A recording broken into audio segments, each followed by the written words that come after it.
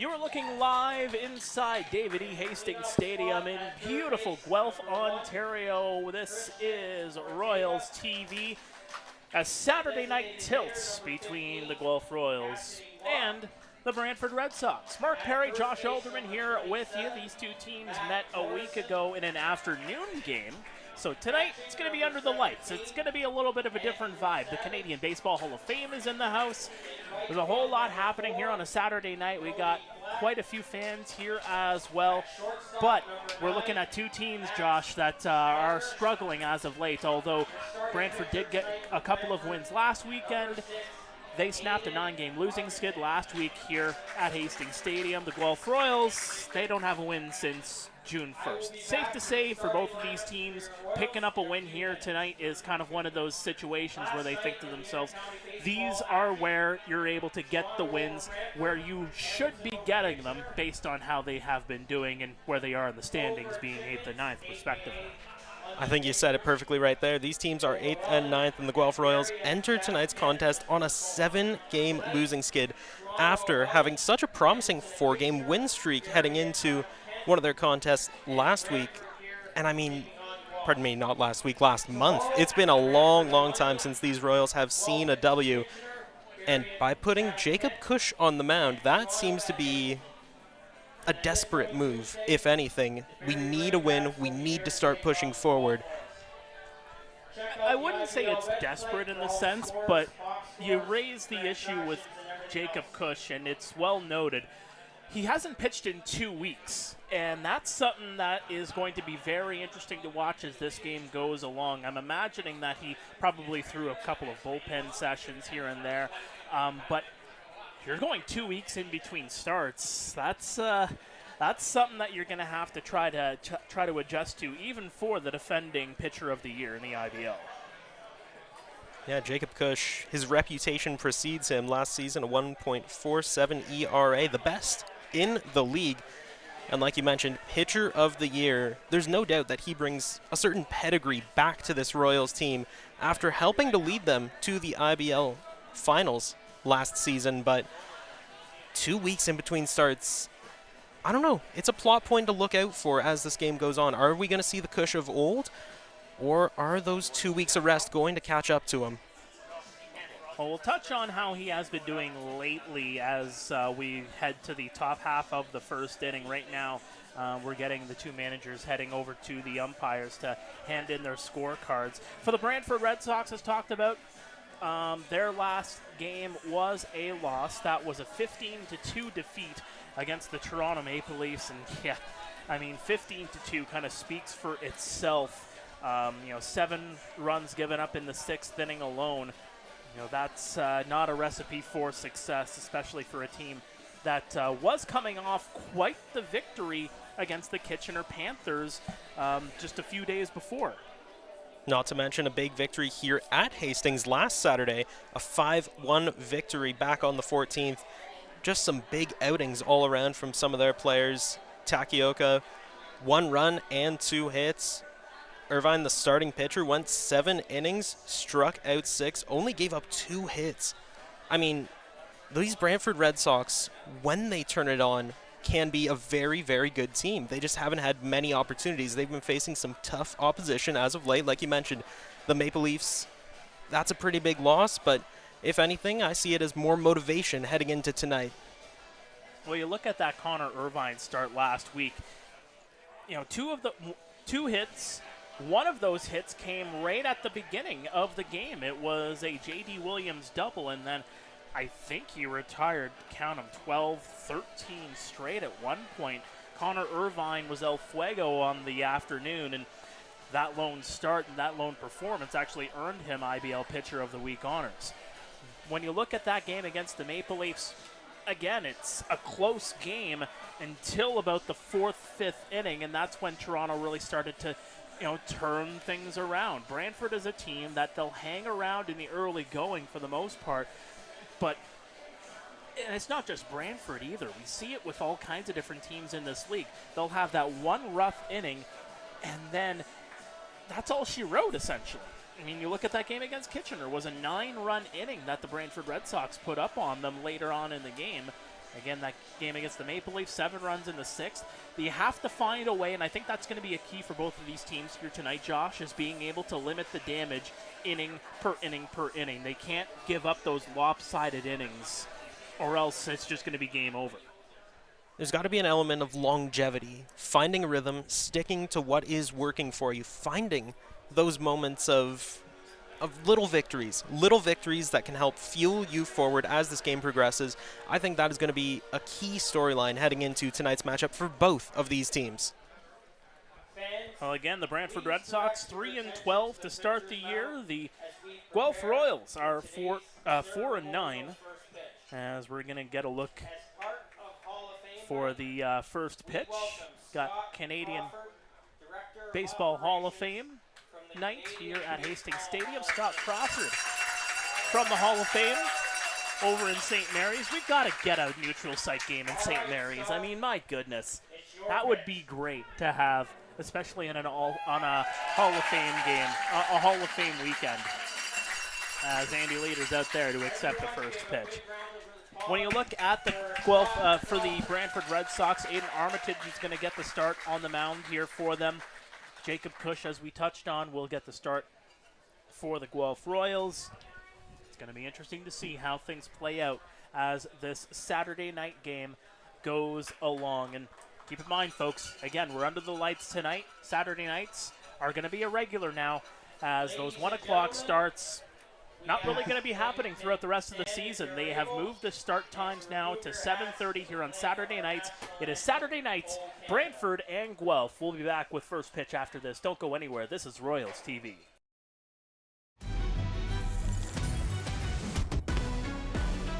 Heard you looking for a hero. Well, look up. Yeah, I got the heart of a champion. If I get knocked down, I get back up.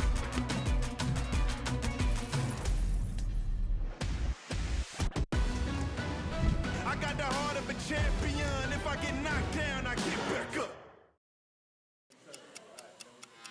Hard-line drive up the middle. Whoa! Lindor out of nowhere. How did he do that? That Lindor can play. I don't know about that hair. And don't get me started on those gloves. I don't know. I kind of like it. It's time for a revolution. The Rev 1X by Rollins.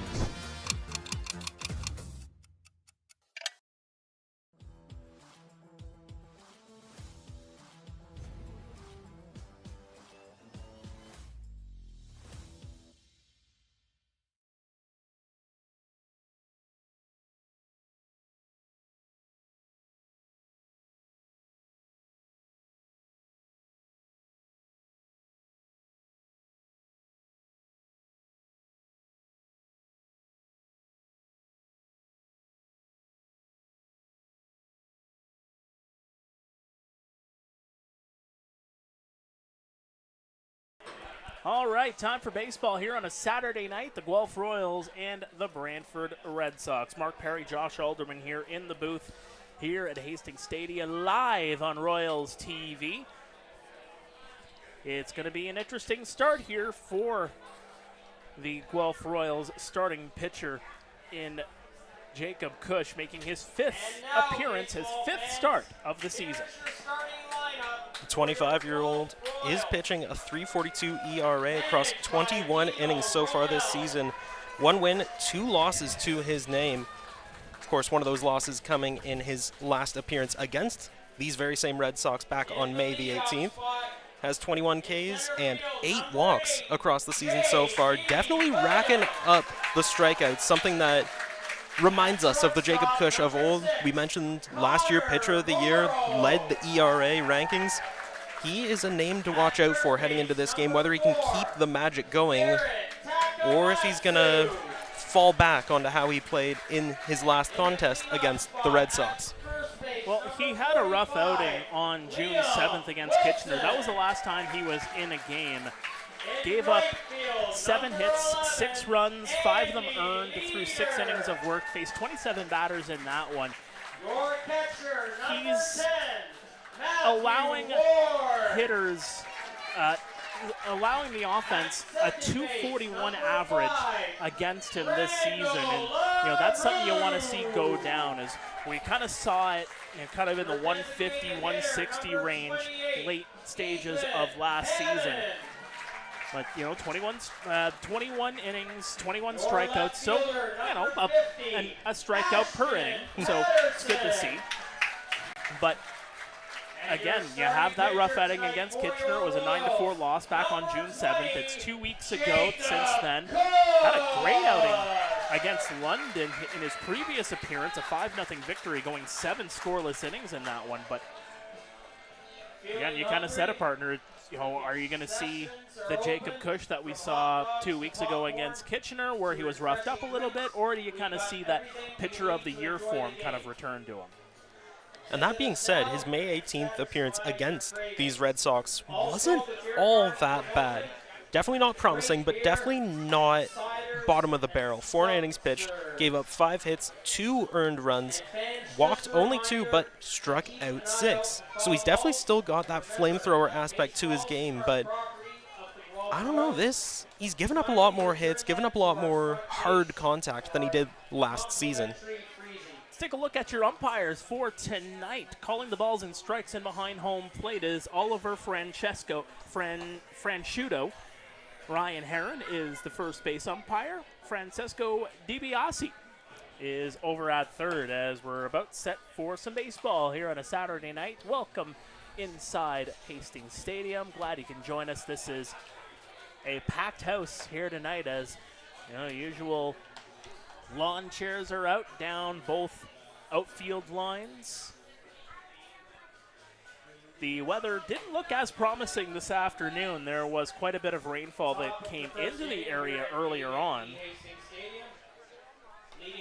But thankfully, things have leveled out. Yeah, we're in a really good spot here. The weather forecast is great to see. 28 degrees, so a little bit on the humid side, but the Humidex feeling like 31 out there. So, if you're staying a little bit more in the shade, it's kind of a good spot to be. That's what's going to be another thing to focus on here for Jacob Cush. He's right in the sunlight, while the batter's box is right in the shade as we get ready for the first pitch. Delivered right at the knees, just above it actually, for strike one at 7:34 Eastern. That is the first pitch of the game.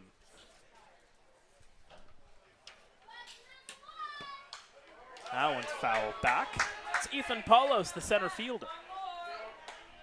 An interesting defensive setup for the Royals. Infielders all playing out towards the grass. Of course, Garrett Takamatsu playing almost on the infield grass for those first 2 pitches, now moving back.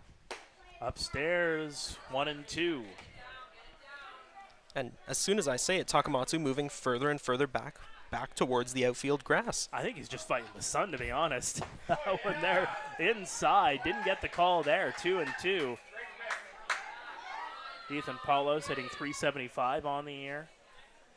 15 hits. Just his 14th game of the year. That one inside. As Jacob Cush, the last couple of pitches, didn't exactly like the location. Yeah, not something we're used to seeing from the young flamethrower. Usually pretty direct with where he places them. 3-2 is going to be sent into left field. It's going to drop for a base hit. So Ethan Paulos will get on with a leadoff single here in the first. So let's take a look at 1 through 9 for the Brantford Red Sox. You just saw Ethan Paulos. Rene Takioka is the left fielder. Lucas Bateman is going to be on deck here working second base. Jay, what do we got for the rest of the lineup? Hitting cleanup is going to be third baseman Christian Ortega, followed up by D.H. Cassidy Watt, first baseman Matt Torzan, catcher Andrew Savage, right fielder Brody Black, and hitting in ninth hole, shortstop Max Schmarter. That's going to be a strike against Rene Takioka. Yeah, Andrew Savage, what an IBL debut he had a week ago. Had a couple of hits. He was definitely a player of the game. Had a single, had a double. Scoring up to bunt. That one's going to be bounced into the screen and behind home plate. Had a few young fans in the grandstands reaching up trying to grab it. I don't know if you can grab it from up there, guys. Not to mention the net in the way. We got 4 games in the IBL tonight, all of them night games. One of them got underway about an hour and a half ago in Welland. We'll keep you locked into what's happening around the IBL as this night goes along. A throw over to first, not in time. Kitchener already up on Hamilton, 7-0 in the first inning. Hamilton taking the last 2 games against the Panthers in the last couple of days as they finish up a 3-game series. Chopper, and that one is going to get through the hole into right field, and Takioka gets on base. Back-to-back singles here for the Red Sox. Not a promising start for these Royals. Yes, small sample size and all that, but it's been quite an interesting start. I mean, you got the hard contact out to left field, and now the soft contact that just sneaks its way past Brando LaRue. I mean, this isn't the Royals lineup that these fans know and love. Or, pardon me, this isn't the kind of play that they're used to. Defensive errors, not something we usually see from these Royals. Well, 24 errors on the season coming into tonight. That's the one thing that the Red Sox, I find, have really cleaned up in the last couple of years. I mean, you look at their record, third in the IBL, just 20 errors against the Red Sox this season. I think that's been something that they've really keyed in on to clean up their game, as that one is going to go for ball 2. Lucas Bateman, the batter, the second baseman. Liam Wilson playing right in the grass here. Just wants to cut that ball down. Cush deals. Throw over to second, and not going to be in time by a long shot. Getting back in there is Paulos. Yeah, and they're trying that pickoff play over at second base. They're trying to get Paulos. I don't blame that at all. Ward has an absolute cannon for an arm. He's picked off many a batter before here at Hastings, so I don't see the harm in trying this early in the game. Takioka in behind Wilson. Swing and a miss. 2-2. Bateman has been quite clutch for these Red Sox so far this season. .327 batting average. Has cashed in 7 runs. Would love to pick up 1 or 2 more here. The 2-2, and that one's going to be laced into left field. Circling around third is Paulos. Throw to home and tagged out. What a throw by Ashton Patterson from left field. Patterson, normally known for his wheels, but really showing off the defensive vision there. Battling the sun, rushing in, picking up the ball, and having that foresight, that knowledge of this field so intimately to know that he has time to pick off that runner, to get him, gun him down at home plate. Well, speaking of the defense, let's take a look at the defense for the Guelph Royals this evening. Patterson, you just saw him over in left field. J.D. Williams in center. Andy Leader is the right fielder. Takamatsu, Morrow, LaRue, and Wilson in the infield from left to right. And Matthew Ward is catching Jacob Cush with Christian Ortega up to bat. His first offering is popped up in the infield. LaRue gets underneath it, and he'll make the catch. Interestingly, letting the sunglasses just rest up there on his hat, not using them, despite the fact that he was battling the sun when he was trying to pick up that pop fly. I think the sun is going to be a big, big factor in this game. I mean, it is a night game. We will see these lights come on at Hastings eventually. But in the meantime, we can see the shadows creeping across the infield so slowly. Still plenty of time for the sun to get in the eyes of either side. That one's fouled back with authority. Well, I can tell you that sunset is expected to be just after 9 o'clock Eastern. So about 9:06 p.m. is when it's expected to set fully. Now, Brantford's kind of used to the sun delays out in Arnold Anderson Stadium. Time called by the batter. As Cush repeatedly shaking off signs from Ward. gets set and delivers. That one a big swing and a miss. Good job by Ward. That one had a little break to it at the end.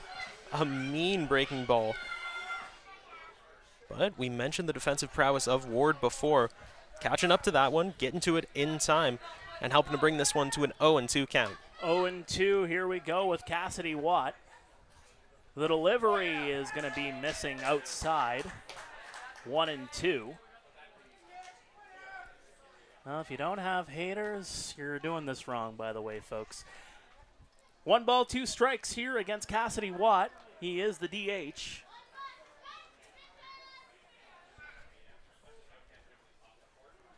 Cush has a man dragging off a first. That one's going to go upstairs. Yeah, Bateman doing a little dancing over there at first. Kind of a samba kind of move over there. Little salsa. Why not? Shaking his body, doing the conga, trying to get Jacob Cush's attention away from Watt. The 2-2, right across, strike 3. He freezes Cassidy Watt to end the inning. It remains scoreless as we head to the bottom of the first. And right there, Jacob Cush, 20 pitches he needed to get through the first inning of play. Got into a little bit of trouble, but found his way out of it. Found his rhythm, and even going back to last season, that seemed to be a repeated pattern for Jacob Cush outings. The first few innings, give him 2, 3, 4.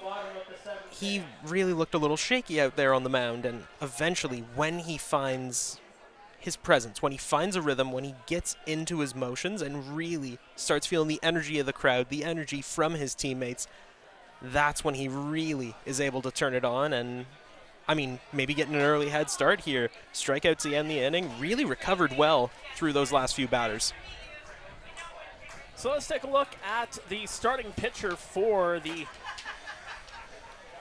Brantford Red Sox. That is Aiden Armitage coming into the game to start things off here, as see what he can do against this Guelph Royals lineup that is kind of battling themselves, if you will, just hitting .227 on the year as a team. Armitage himself having quite a fresh start to the season. After struggling quite a bit last season, a 7.26 ERA, 2 losses, walking 11 in just a handful of appearances, he's really turned a new corner heading into this season. He has had some appearances in relief, 7 games played in this season so far, 15 innings pitched, has a win and a loss to his name, 2.34 ERA, has punched out 13, only walked 4, has really, really good control, throws a mean 4-seamer, as well as a wicked slider that has caught many a batter, whether at Arnold Anderson or on the road. Armitage, just 25 years old, transferred to the University of Waterloo very, very recently, and is currently in his 2nd year with this Red Sox club. Well, again, J.D. Williams, Connor Morrow, Garrett Takamatsu will be the batters due up. And again, these are 3 batters that you need to have going for you if you're going to win these ball games. If you're not getting these 3 in particular going, they have a deep lineup on paper, but that's on paper. And speaking of paper, those lineup sheets don't show much change night to night for these Royals. They usually go back to the same starters night in and night out, hoping for something to change. Who knows? Maybe tonight is the breakthrough night that they really, really do need.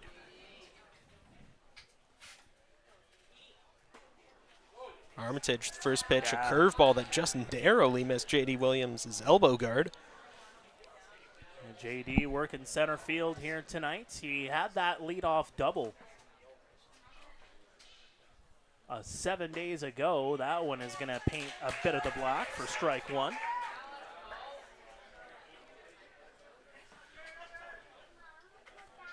J.D. really getting settled in at the plate, showing no signs of distraction, despite some defensive movements from the Red Sox. That one's popped up high. It's going to go out of play. It'll bounce off the grandstands here in behind Hastings Stadium. Yeah, Savage tracking it back. Just ran out of runway. Came face to face with the grandstand glass. Well, JD hitting .319. He and Takamatsu both with 15 hits. Leading the team in that category. But as mentioned, just a .227 average as a unit. Just 3 regulars hitting above 300 on the year. JD, Garrett, and Matthew Ward. They want to try to get some of their depth guys going. But JD's got to pick it up here too. As the leadoff hitter, that almost seems to be your job. Inside, 3-2. Well, he's got a hit in each of his last 2 outings. Went 0-3 against Welland back on June 10th, 0-3 against Kitchener 2 days prior. You want to try to get those multi-hit games in if you're JD, especially if you're a leadoff guy. The 3-2 sent out of play. Doing well to stay alive there, up against the breaking ball. Takes his best swing at it. Maybe not necessarily looking to get it in play, maybe just looking to stay alive here. JD making a few signals out to the base coaches. See what that means as this game goes along. The 3-2, chopper. Schmarter over to first and in time. They'll get JD over at first on the 6-3. Let's take a look at the starting lineup for those Guelph Royals. With JD, Connor Morrow coming up to bat, and Garrett Takamatsu will be right in behind him. Hitting in the 4-hole spot will be first baseman Liam Wilson, followed up by right fielder Andy Leader. Matthew Ward, Brando LaRue, DH Ethan Hammond, and the Roadrunner Ashton Patterson round out the rest of the lineup. Morrow, the shortstop here tonight. Here with 1 away. Not quite the hardest start to the season, batting just .091 so far. Has 1 hit across 3 games. Well, that came back on June 3rd in his first game of the year against Chatham-Kent. He's 0 for his last 7 after that game. Puts that one high, has a charge into it. That one goes deep into center field, and right in front of the warning track is Ethan Paulos. Paulos, despite the sun maybe now being blocked by some clouds, still out, still prevalent here at Hastings, but Paulos doing his best, battling it back up to the warning track, makes a good catch. And that is going to bring up the former MVP Takamatsu. Well, let's take a look at the defense for the Brantford Red Sox. Takioka, Paulos, and Black working from left to right. Ortega, Schmarter, Bateman, and Torzan from left to right. In the infield, Andrew Savage is catching Aiden Armitage here tonight. First pitch just above the knees for strike 1. Takamatsu, as you mentioned before, one of just 3 batters hitting over the 300 mark for these Royals. 341 average for him. The 0-1 chopper down the line, foul toward the left field side. So again, Garrett leads the team in terms of that batting average of 341, 15 hits. Just has the home run to his credit. In fact, the Royals just 3 homers on the season so far. You think back to Josh Garton in the season that he started off with a year ago. He had 4 home runs in his first 5 outings. That one missing on the outside. So as a team, I mean, you are looking for that kind of punch, and they are a bit deeper than what they had even a week ago, even a couple of weeks ago as well. But you still need to find that long ball. Even though the name of the game has been, just get it in play, circle around the bases. You got to find the offense, and maybe that's the kind of thought with them too. Is that don't focus so much on the long ball. Yes, just 3 home runs on the season as a team, but you're not finding the offense as it is. Just get the ball in play. 2-2 count here on Takamatsu. Armitage deals. Chopper over to Takioka.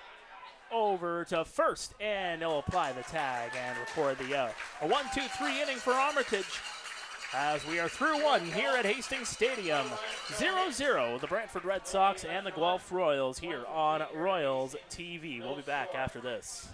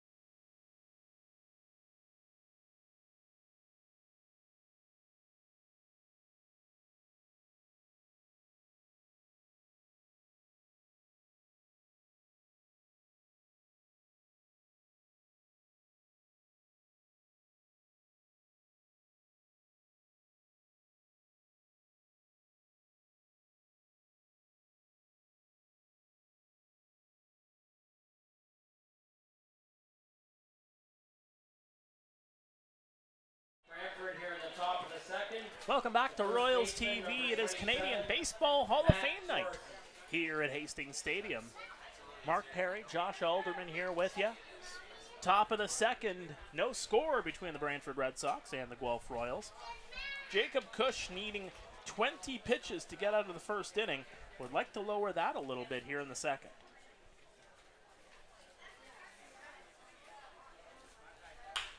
First pitch to Savage, right down to Wilson, or rather to Torzan.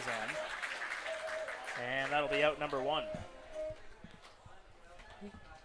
Pretty smooth dealing there. Toss right on to Wilson. No trouble at all. Didn't even have to hit the splits, make a stretch. All right, fans in the chat, where are you tuning in from? We love to hear where you might be tuning in, wherever you are around the world. Let us know whether it's in Brantford, if you're somewhere nearby here in Guelph, perhaps elsewhere in the world, perhaps elsewhere in the IBL ranks. Right in for strike one on Andrew Savage. Again, what a performance he had in his IBL debut 1 week ago. Already up to a .417 batting average on the season, not to mention 5 hits. Yeah, 5 for 12 coming in. 3 for 4 against Guelph a week ago. Had a double, had an RBI. The 1-1 from Cush is going to miss at the knees.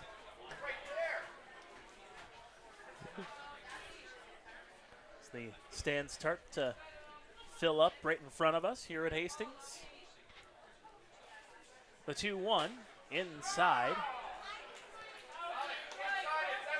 3 balls, 1 strike, and the fans not really liking the strike zone from Mr. Franchuto.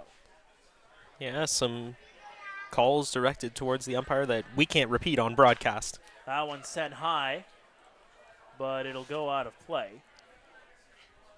Well into foul territory right in behind the Royals dugout. By the sounds of it, may have even bounced off the clubhouse. Yeah, maybe. Had plenty. There's a couple of clubhouses in behind there. There's the storage shed just in behind the clubhouse.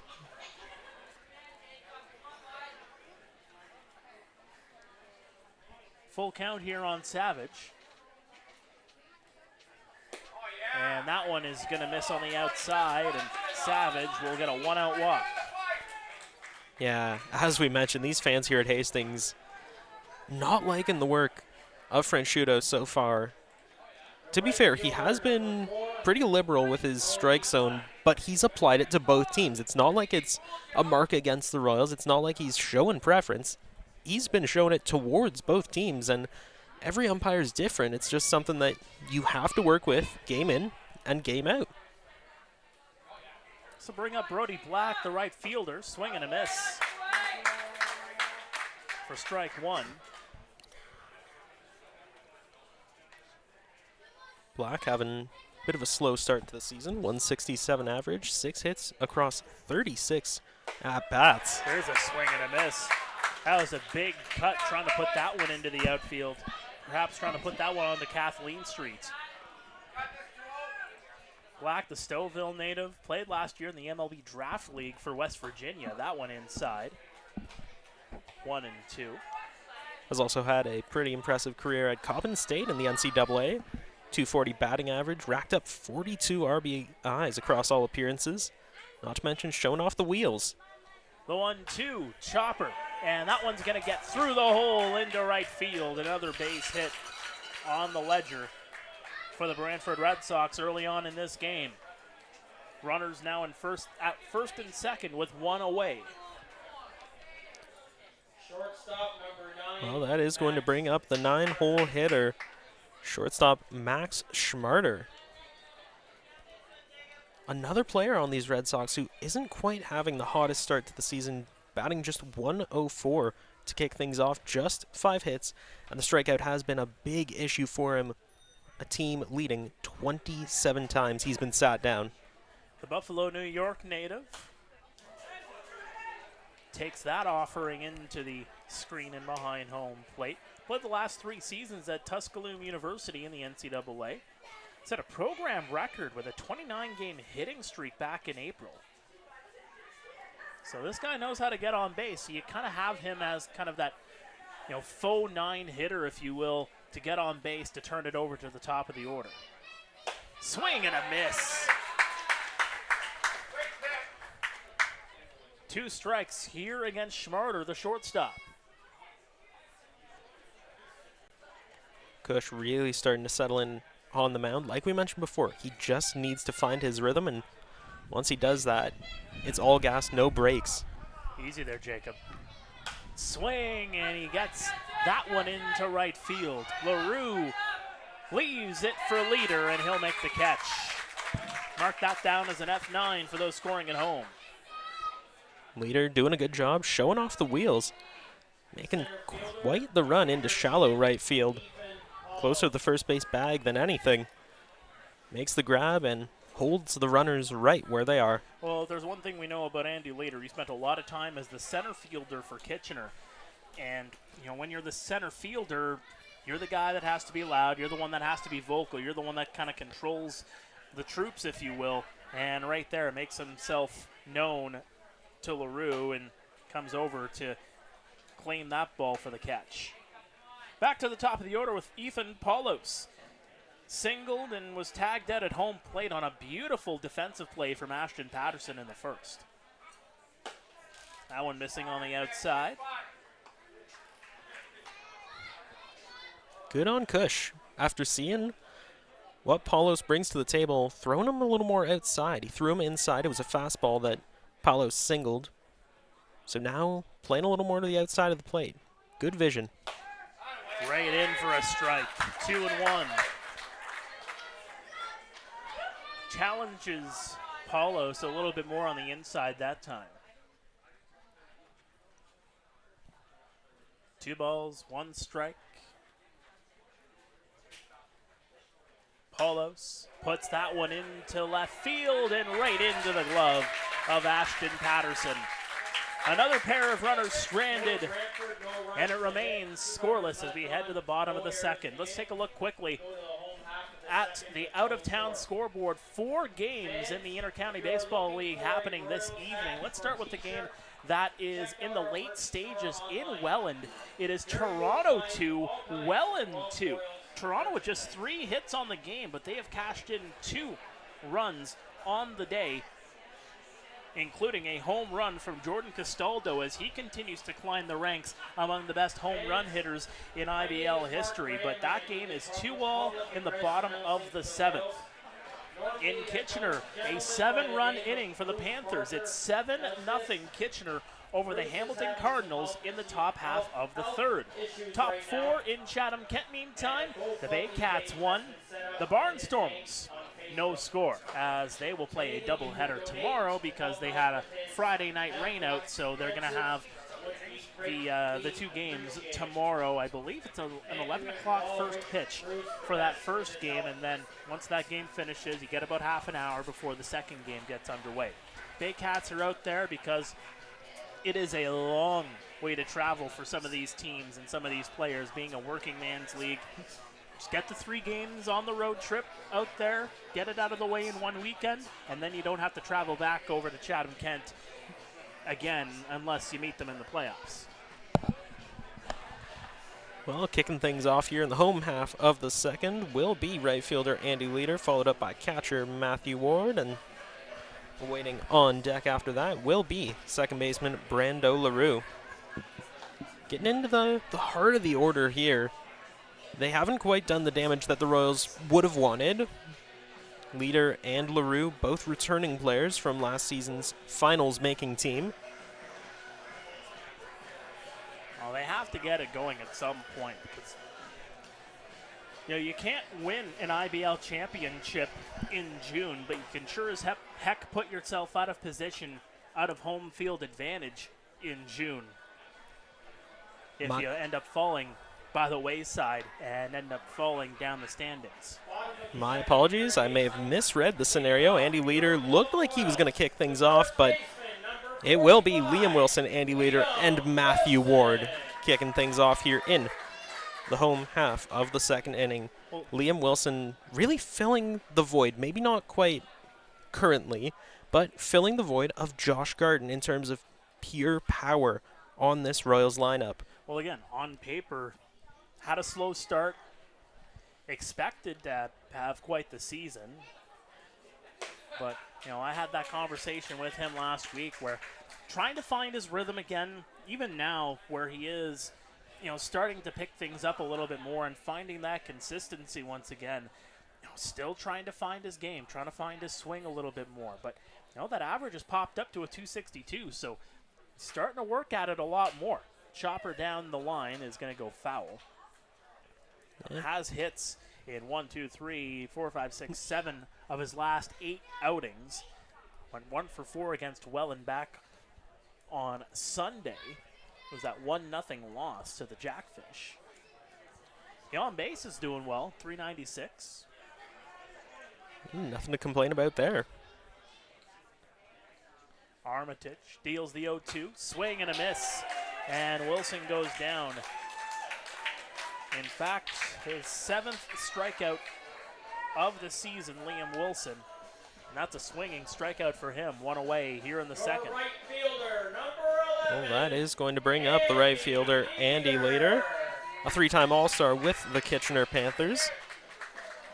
And yet another instance of a Guelph Royal who hasn't quite had the best start to the season, batting just 191, only has 9 hits, and has struck out 11 times so far.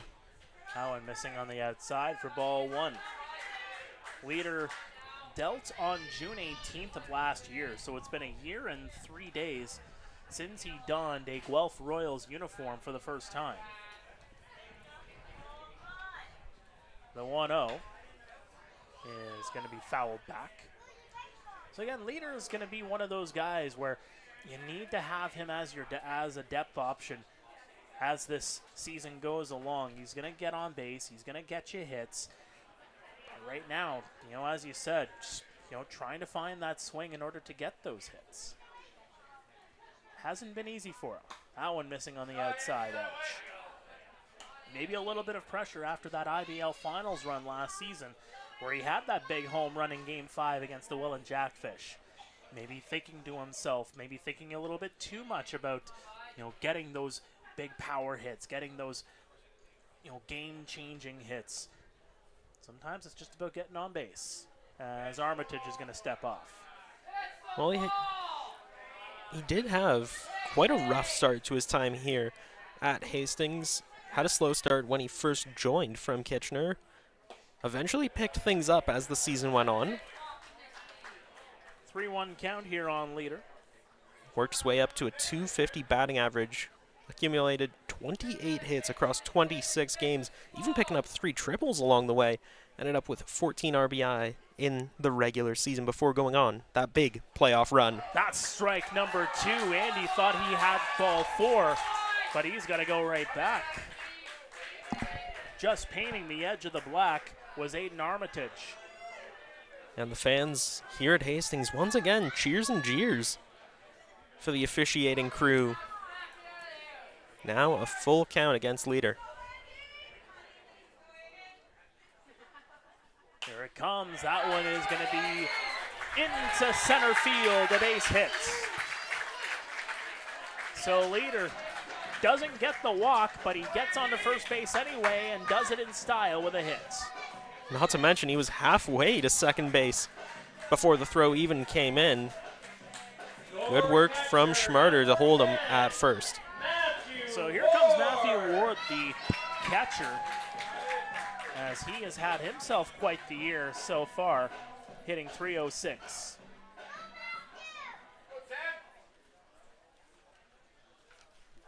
Also brings 5 RBIs to the table. Would love to add on another one here.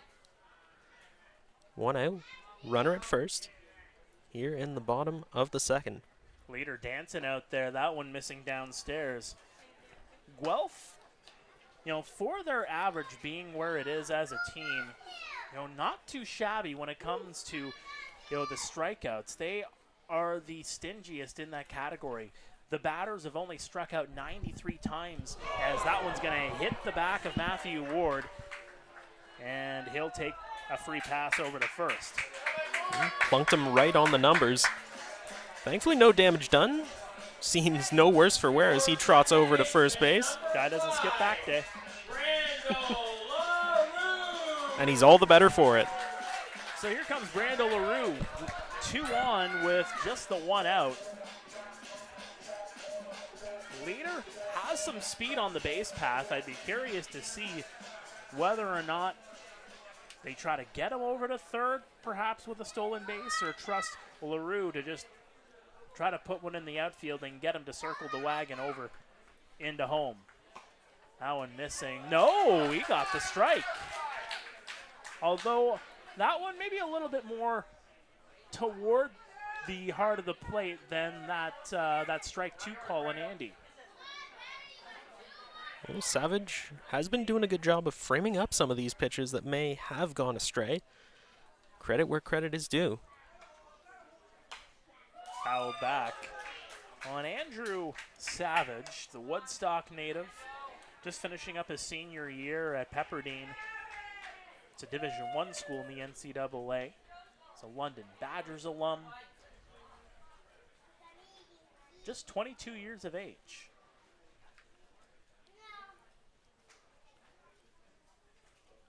Armitage and Savage going over the signs there. Here comes the 0-2. That one missing down. It's a 1-2 count. Leader with a pretty healthy lead over there at second. I mean, we've seen his wheels so far this season plenty of times. 5 runs, 4 stolen bases for him. Well, nobody's really holding him on, so why not? I would keep an eye on Bateman. He is moving in a little closer. And another batter is clunked. Right on the arm this time. That's 2 straight hit batters for Aiden Armitage, and the bases are loaded for Ethan Hammond. I wouldn't be surprised if we see a mound meeting here. Yeah. Here comes Aiden Colangelo to have a word with his battery. Well, Armitage has been primarily used as a reliever. Even made a relief appearance. Well, his last one against the Royals was back on May 18th. 1 inning of work, 3 up, 3 down for him. So he has primarily been used in that role, kind of a stopgap between starters and some of your late relief. One of his first few real starts out here, even if it may end up being a bullpen day for these Red Sox. One of the first real starts for this youngster.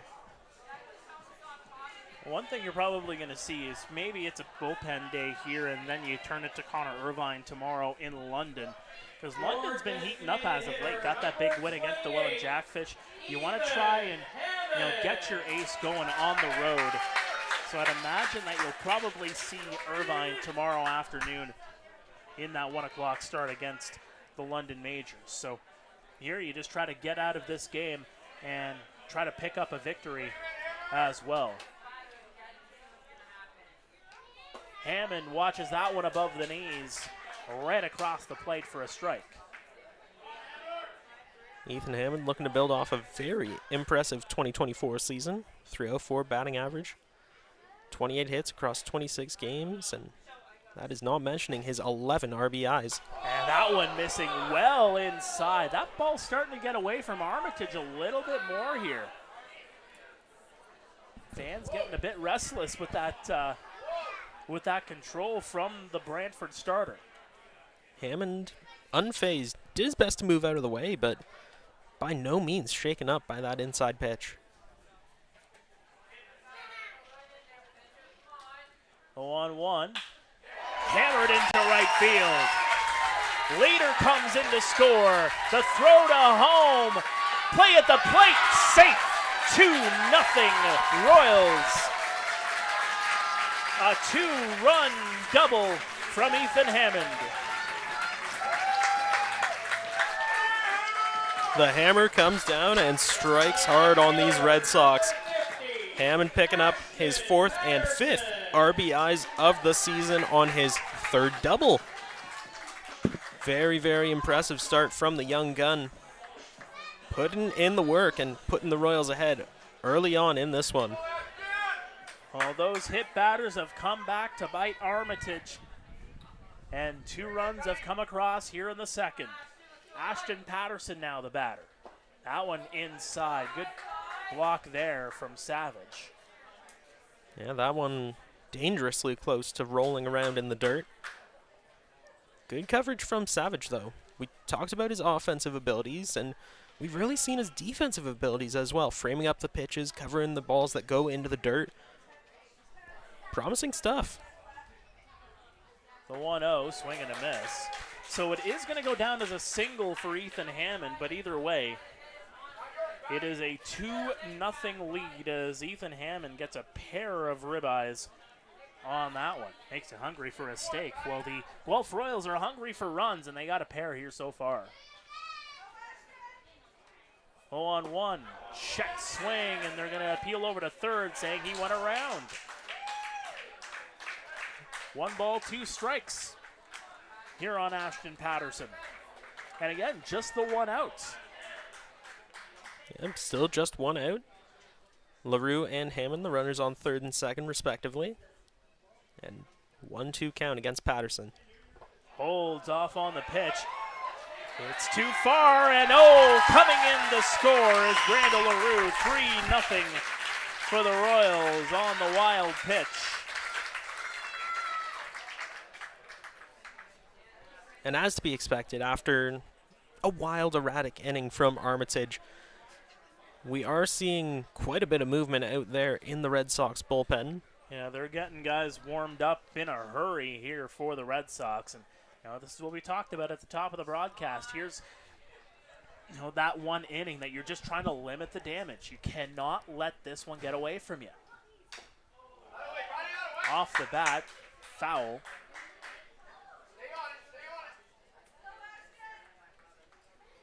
As Ethan Hammond is over at 3rd base.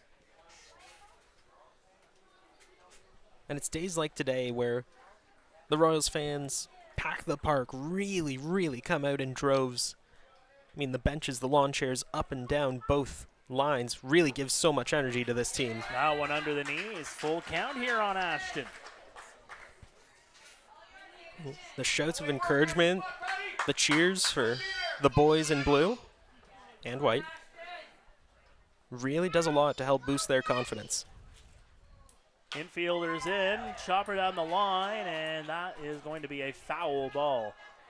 Yeah, the Shortstop and the second baseman, Schmarter and Bateman, playing more into the grass here, just trying to cut down perhaps a play at the plate. Trying to avoid what we just saw moments ago. A wild pitch, something that gets away from Savage. Not looking to repeat that one.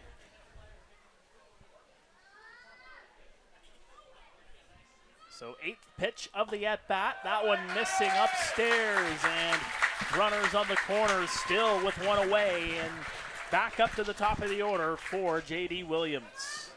Well, we mentioned the first time that J.D. came up, that as the leadoff hitter, the responsibility really does come back around to him to get things going, to spark a little bit of offensive momentum for these Royals, especially with them being heading into tonight's contest on a 7-game losing streak. Looking to snap it here, and with this lead, JD would love to add on. That one missing downstairs. JD ever so patient at the plate there. Hit into a ground out last time he was at the dish in the first inning. Armitage gets the sign. The wind's starting to blow a little bit more here at Hastings. The runner's going to go over to second base. The throw's going to go into the outfield. Scampering into home is Ethan Hammond. 4-0 Royals. Another run coming in, and the damage is even more.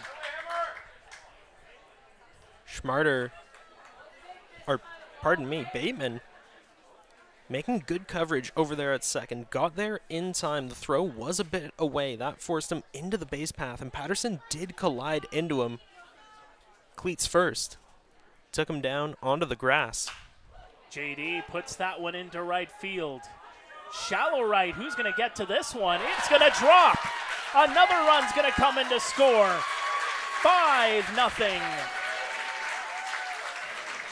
That one held up in the Bermuda Triangle in shallow right field, and neither Black nor Bateman nor Torresan are able to get to it. Your shortstop, number 6, Connor And that Morrow. calls back to what we mentioned earlier with Andy Leader barking out calls that he's got it. That just seemed like crossed wires, a malfunction at the junction for the Red Sox. No one really wanting to call it for their own, and ultimately, it's the grasses. Here for Connor Morrow now. That one right at the knees for a strike.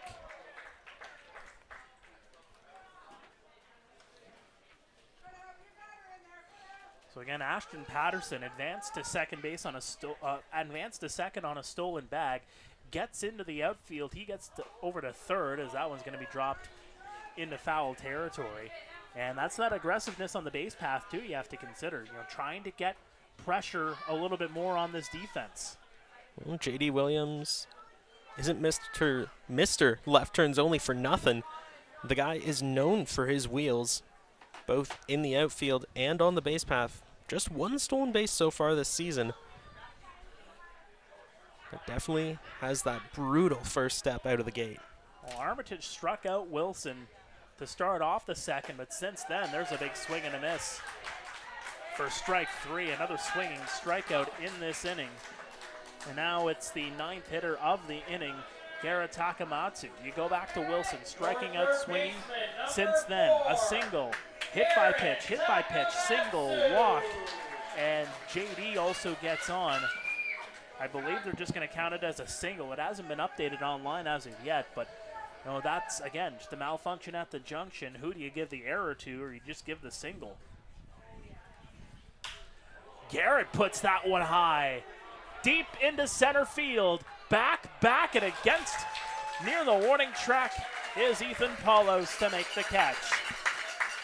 But the Guelph Royals bat around the order, and they have put 5 on the board here against the Brantford Red Sox. We're going to go to break. A big 5-0 lead for the Guelph Royals here on a Saturday night here on Royals TV. Heard you looking for a hero. Well, look up. Yeah, I got the heart of a champion. If I get knocked down, I get back up.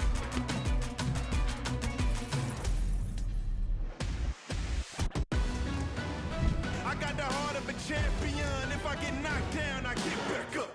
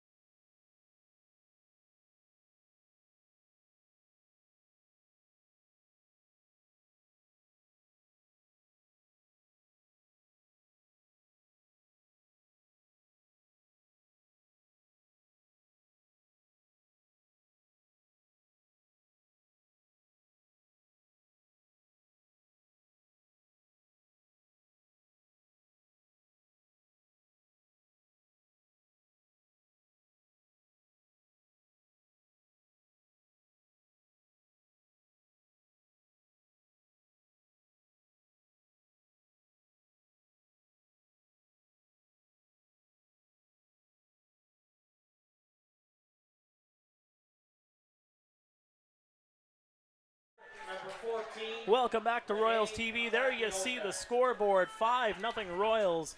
3 hits, all of them coming in that second inning. 5 runs, 3 hits, 1 error, and 1 left on base. A big inning as we head here to the top half of the third. The Brantford Red Sox now down 5-0. And that's that big inning we talked about where,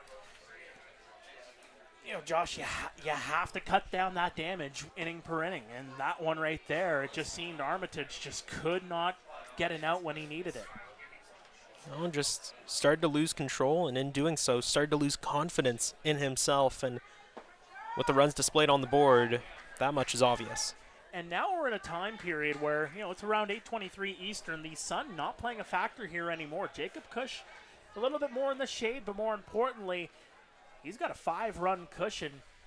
And when he's got that cushion, that's something that could just go right to the arm. Well, it's got to be such a great comfort for a pitcher knowing that your guys are backing you up. That one down the line. That's a fair ball. Rene Takioka circling around, and he'll get into second sliding. That's the start you need if you're the Red Sox. A leadoff double for Rene Takioka. 1 hit is all it takes, and as we saw last inning, that truly is all you need to kickstart an offensive explosion. Big, small, anything. Runners on base really, really matter, especially when you're down by 5 so early in this game. So with Takioka getting on board, that could be, you know, the spark that lights the fire for these Red Sox. Well, Takioka's got a bit of flint. Who's got some kindling? Lucas Bateman, the batter. Swing and a miss. And that's a swing where he's trying to put 2 on the board, but Jacob Cush with a little bit of firepower there. The 0-1. Put that one into right field, and Andy later will get underneath it to make the grab. Throw back into the infield and easily over to third is Rene Takioka. That one goes out of play, advancing the runner home, and the Red Sox are on the board. Well, there was no doubt that Takioka was going to be running. Already 4 stolen bases on the season, and in his time in South Indiana in NCAA, 54 stolen bases. The guy is a speed threat up and down the base path no matter where he is, and that errant throw just helped him on his way. And if anything, that's going to be an error against Takamatsu, as that one was thrown, you know, well within control by Andy later from that catch. But, you know, just the way this field is laid out, the dimensions, no fence along the line. You know, you can have a ball just roll out of play and not advance a runner 2 bases if you want him to. But a little bit of, for lack of a better term, blame, does need to be shifted to Takamatsu. In his previous 6 IBL seasons has been quite the solid hand, but already 4 errors to start off this season. 2 balls, no strikes here on Christian Ortega. Popped out to the second baseman LaRue was last time up. Cush deals. That'll be fouled back. Ortega has shown that his bat has plenty of pop in it. 3 home runs already to kick off the season, 20 hits, including 4 doubles. 25-year-old in his first IBL season from Miami, Florida. The 2-1 is popped up. Ward underneath it. He'll make the catch. So a pair of pop-outs for Christian Ortega in this game. He's 0 for 2, and there's 2 away here in the third. Well, that is going to bring up DH Cassidy Watt, formerly of the wonderfully named Nanaimo Night Owls. Gotta get one of those hats. Those Night Owls, my goodness, those hats. Let me tell you. Just look it up on Google, folks. Yeah, you got to see it for yourself. Owen missing downstairs, and Ward has to go retrieve it, 1-0. Watt struck out to end the first inning. And after that double to Takioka and that throwing error, looks like Cush is starting to dial in a bit more. That one right past Takamatsu. And that is a broadcaster's jinx, folks. Circling the bag over to second base, and he got him! Another defensive gem from Ashton Patterson. Throws out Cassidy Watts. What more needs to be said?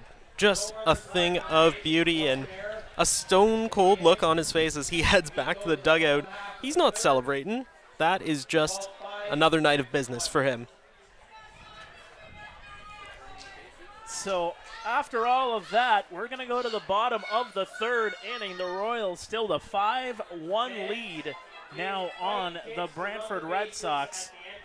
So they get 1 on the board here, Josh, but still a lot more climbing to do if you are the Brantford Red Sox here against the Guelph Royals.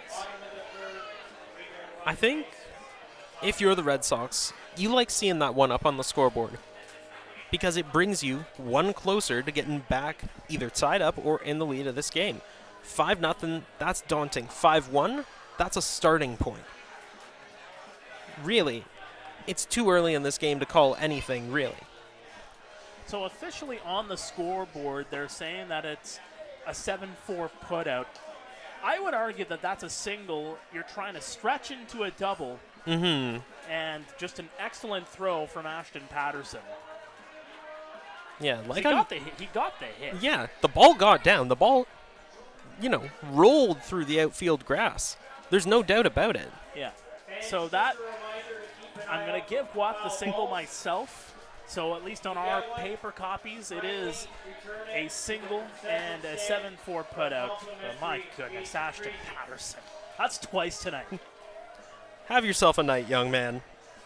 Like we mentioned before, he's known as the Roadrunner. He's known for his pure athleticism, his speed, his agility on the base paths and in that outfield. But really getting to show off that he is more than that he has a fantastic arm on him. Many layers to his game. So to the bottom half of the third inning we go. Liam Wilson. Where have you heard that one before? Last inning, he led things off with a swinging strikeout. And then the floodgates opened for the Guelph Royals. Key here is going to be to see how Aiden Armitage settles in. There's a swing and a miss for strike 1. It is quite surprising to me to see Armitage still out there on the mound. Whether he makes it through the inning is another thing entirely, but I think that's a big boost of confidence for you, seeing that your manager has faith in you. Put up high, deep into center field. Paulos will get underneath it and make the catch. Well, I think if anything, if you're on a bullpen day, if you're the Brantford Red Sox here, you might go, 3 for Armitage, 3 for the next guy up, 3 for the next person up, and then just kind of have that as a game plan going in, and then just kind of change on the fly depending on how the game is going.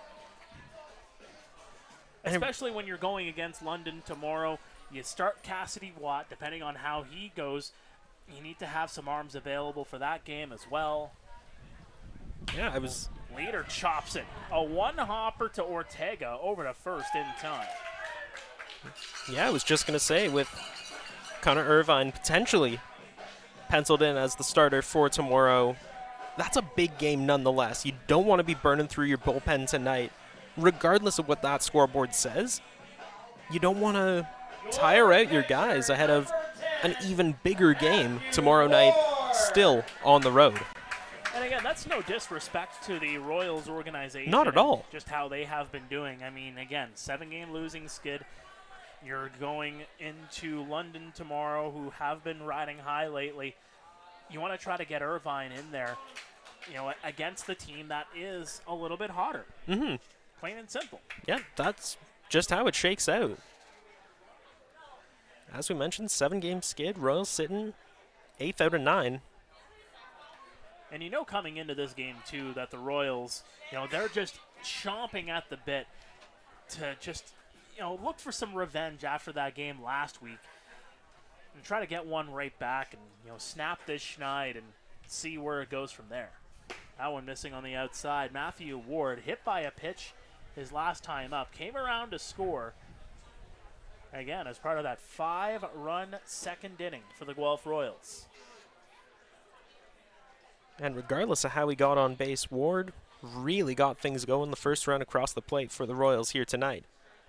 As Armitage delivers the 2-1. That one goes in for a strike. Seeing 2-2 count here on Matthew Ward with 2 away. Seeing quite a bit of confidence from Armitage in this inning, working his way into a 2-2 count. The delivery put into right field. Does it have enough air underneath it? Yes, it does, and Black will come over to make the catch. And that's the kind of response you need from Aiden Armitage. A very quick 1-2-3 tidy inning as we go to break. We'll be back after this. It's 5-1 Royals over the Brantford Red Sox here on Royals TV.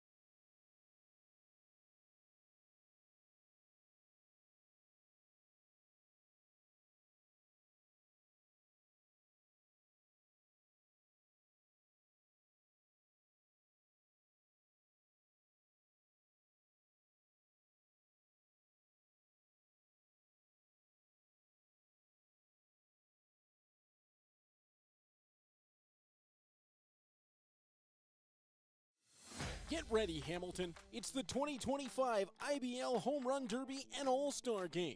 Hosted by the Hamilton Cardinals at beautiful Bernie Arbor Stadium. Watch the league's top sluggers crush moonshots in the Derby. Then see the best of the best go head-to-head under the lights in the All-Star Game. Grab your tickets now at HamiltonCardinals.com. Because this summer, the stars shine brightest in Hamilton.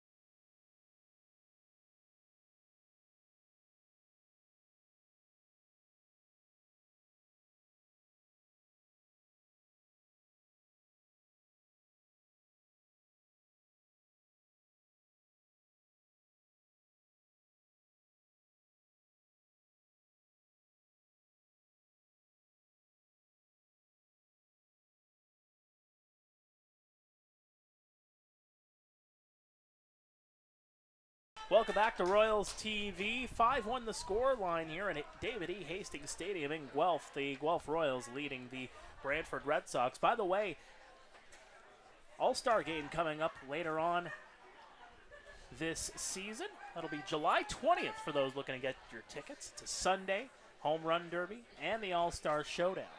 Swing and a miss. Jacob Cush dealing there upstairs, 51 pitches in. Out-of-town scoreboard, it is 4-2 Toronto over the Welland Jackfish in the bottom of the 8th. 3 RBI, 2 home runs from the legendary Jordan Castaldo as he is leading the attack for the Toronto Maple Leafs over the league-leading Welland Jackfish here tonight. How about that, folks? Swing and a miss. You know, and I always say, like, it's the Welland Jackfish. You have to embrace the villain mentality if you are, you know, looked upon in that regard. I mean, Of course. if you don't hate us, you ain't us, or however the saying goes. I mean, Joker never said he was a villain. They'll never claim to be a villain, you know, and they've always said, you know, we're just trying to have fun. We're just playing baseball games. Again, Joker never said he was a villain. Lex Luthor never said that he was a villain. Yeah. Thanos never said he was a villain by any means. A villain never admits to being a villain. And that's all I got to say about that. He rests his case, ladies and gentlemen. They are having fun, and they're having a heck of a season, but having a hard time with the Maple Leafs at Welland Stadium tonight. Yeah, But Castaldo. they're never out of it, though. No, never out of it, but Castaldo hooked on home runs tonight. Really fantastic stuff from him, adding to his legendary career. Home runs number 3 and 4 on the year, make it 101 and 102 on his career. That one laced, getting past Takamatsu. Matt Torzan gets on with a base hit. I don't want to keep ragging on Takamatsu, but that did kind of seem like a pretty routine play that he just didn't put his glove down for. Just kind of let that one get by him. Seems to be walking a little awkwardly back to third. Maybe even tweaked something in his leg. Maybe he's just not 100%. Could be. Well, Andrew Savage is going to come up to bat. He walked back in the second inning. Chopper down the line, foul. By the way, the other 2 games happening out of town. The Kitchener Panthers 10, the Hamilton Cardinals 1. Kitchener adding another 3 on the board in the 4th inning. As Charlie Towers, in fact, has a 2-run home run for the Panthers in that one. The other game happening in Chatham-Kent, top of the 6th. It is a tie game. Barrie and Chatham-Kent 1-all. Throw over to first, not in time.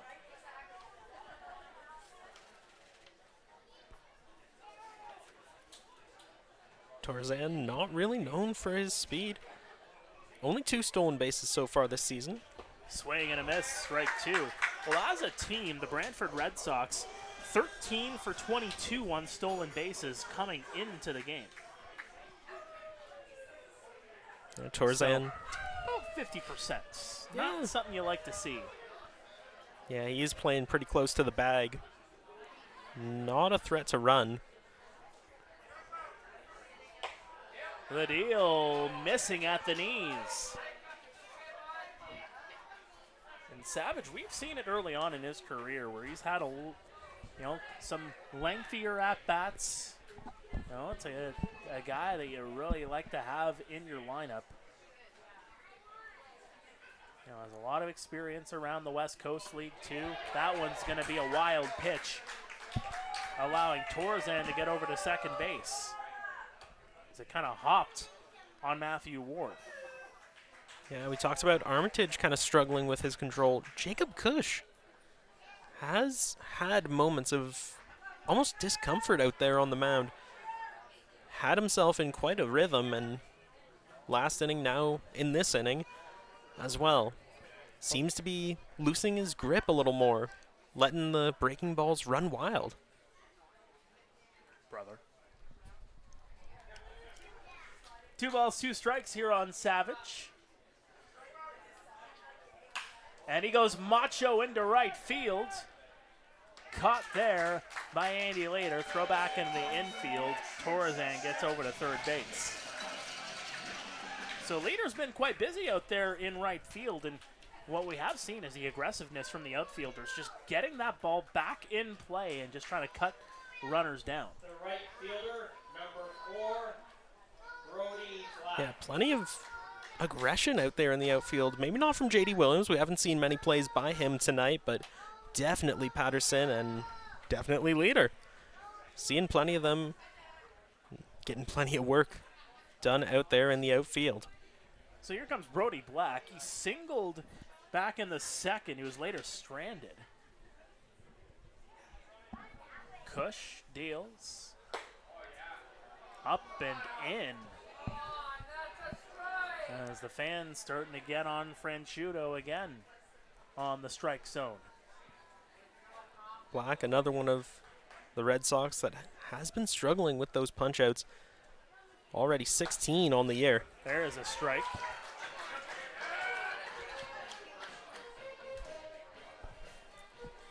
Well, you look at the batting totals for the Brantford Red Sox. Now, we touched on the strikeouts for the Guelph Royals being first in the league. That's going to be a blocked ball, and getting back over to third base is Torzan as Ward quickly gets over into the grass. And you like that hustle from Ward as well as Jacob Cush to get over to the plate. Does not allow Torzan to really even think about getting home. But again, Guelph batters striking out 93 times this year. Brantford has struck out 136 times this year. Only Kitchener has struck out more times with 143 strikeouts on offense coming into tonight.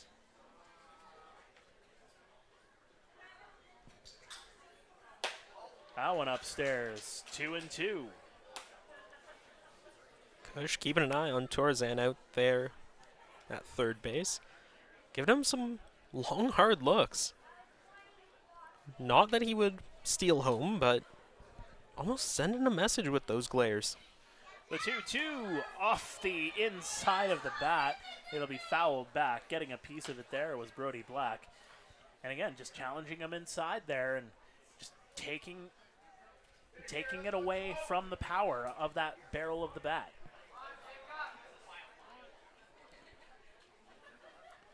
Morrow and LaRue playing into the grass, into the outfield. Kush again shaking off a couple signs from Ward. Holding off, and Ward yet again with a good block. 3-2 count here on Black, and those last couple even from Jacob Cush, trying to dial that in, and maybe that goes back to being 2 weeks in between starts, between appearances, where you're trying to, try to get into a rhythm. He's well known for smoking batters with that fastball. He's tried to implement the breaking ball quite a few times tonight in the form of sliders, even a rare curveball, but just hasn't been working for him. There's a swing and a miss, strike 3. First punch out of the ball game for Jacob Cush. Second, I should say. The shortstop, number 9, Max Schmarter. So here comes Max Schmarter with 2 away and a runner over on third. Schmarter, like Black before him, having troubles with the strikeout. Already a team leading 27 times this season. That one put high. Into the Bermuda Triangle. Who's going to get to it? Leader can't get to it. It'll drop. It's a fair ball. A runner comes in to score to make it 5-2.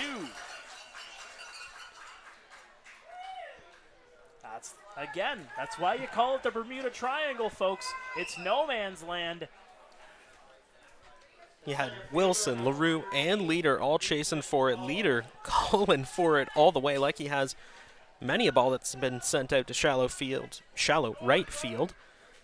But he just couldn't make that dive in time, coming up just a matter of inches away from that ball. Did a good job to trap it, though, in his glove. Well, it's going to be called a single, so Officially, it'll be Schmarter with an RBI single on that play. And just like that, it's a 3-run ball game. Now an inside at the knees, 2-0. Ethan Paulos is 1 for 2 tonight.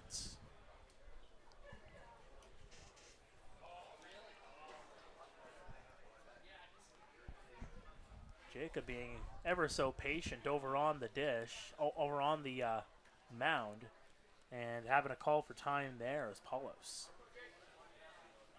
Yeah, Kush taking a pretty long time. Well, he was looking over into the dugout. Maybe Dino was giving him a couple of signs. There's a strike right at the knees. That could very well be it, especially since he does have his back turned to the runner. Could have been indicating that the runner was dancing around over at first. The 2-1 fouled back.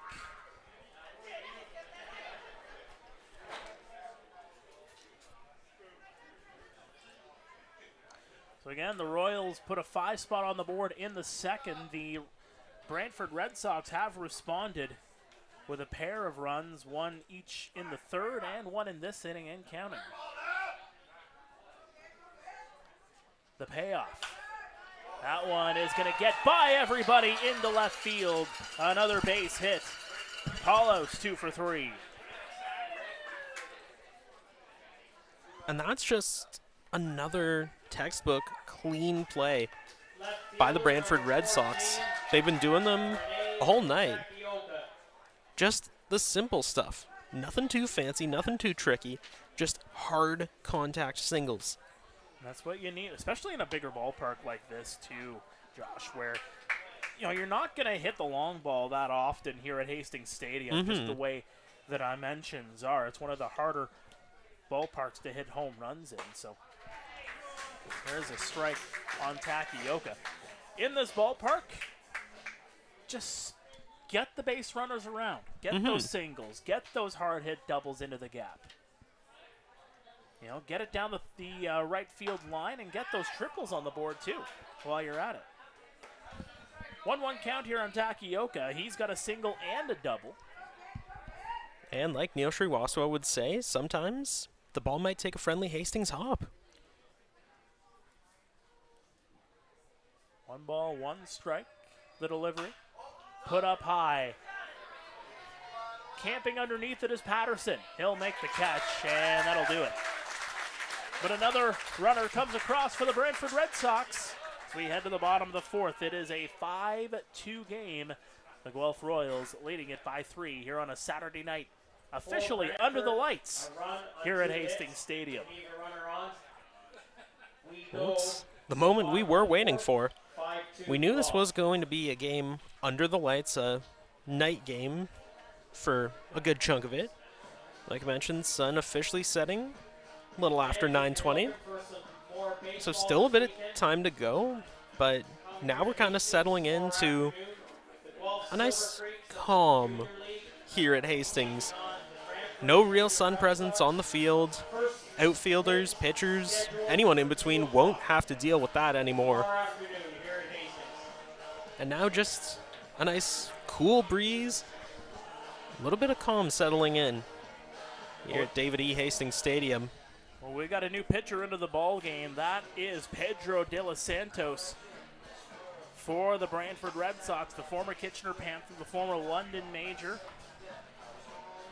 Former Maple Leaf as well. Yes, indeed. And his 8th year in the IBL. Former New York Mets prospect. 6th appearance of the season for Pedro de los Santos. Last appearance came a week ago in this very ballpark. Went 2 innings in relief for Connor Irvine in that Player of the Week honored game for Connor Irvine. And Pedro really came in and is the kind of guy that really likes to settle things down later on in the game, although he can be used in all situations. Yeah, last time out, only faced 8 batters, gave up just 2 hits and punched out 3. Really putting in the work. And I think that really is the strategy for the Red Sox, is put in a guy who puts in the work. Almost a stopgap between your starter and your closer. Now, of course, the game just about reaching its middle mark, so we'll see how long De Los Santos goes in this outing. Well, it's kind of as we talked about. You know, if you're playing if you're doing a bullpen game, you're probably going to see 3, 3, and 3, and then adjust if necessary. So, kind of going according to plan for the Brantford Red Sox. You get 3 from Aiden Armitage. Now you see if you can get 3 from De Los Santos. As here comes Brando LaRue, bottom of the order due up for the Guelph Royals here, who had that big 5-run inning in the second, and there's a conversation happening between 2 of the umpires and Pedro de los Santos. Checking for something there. Ooh, looking at his hat, maybe for a little sticky stuff. Looks like everything's clear, good to go. Yeah, Pedro is all good to go. Here we go. So Brando LaRue hit by a pitch and later came around to score in the second. Let's see what he can do here. That one painting the edge. Strike 1. And we know Pedro de los Santos, he will get those punch outs. That one missing on the outside. Yeah, across his previous 5 appearances, already 21 Ks on the season. Not to mention 389 across his IBL career. The delivery downstairs. Now keep in mind that is keeping the playoffs in mind. There's also that 1 year in the Dominican Republic in 2017 when you're looking on the point streak site when you see that 389. But nonetheless, since 2017, having all those punch outs to work with him. He's a flamethrower. 389, 384. There's no debate that De Los Santos brings a lot to this Red Sox team. A lot of veteran experience for a younger side. They're going to see if he went around. He did not. 3-2 here on Brando.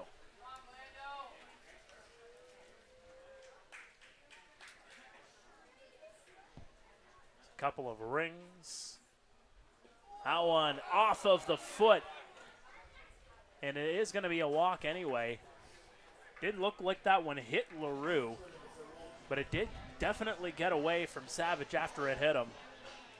So it'll be a walk to lead things off here for the Guelph Royals. And that is going to bring up the man of the hour, DH Ethan Hammond. Really got this whole thing started with that 2-run single. Way back in the bottom of the second. Yeah, later came around to score part of that 5-run inning.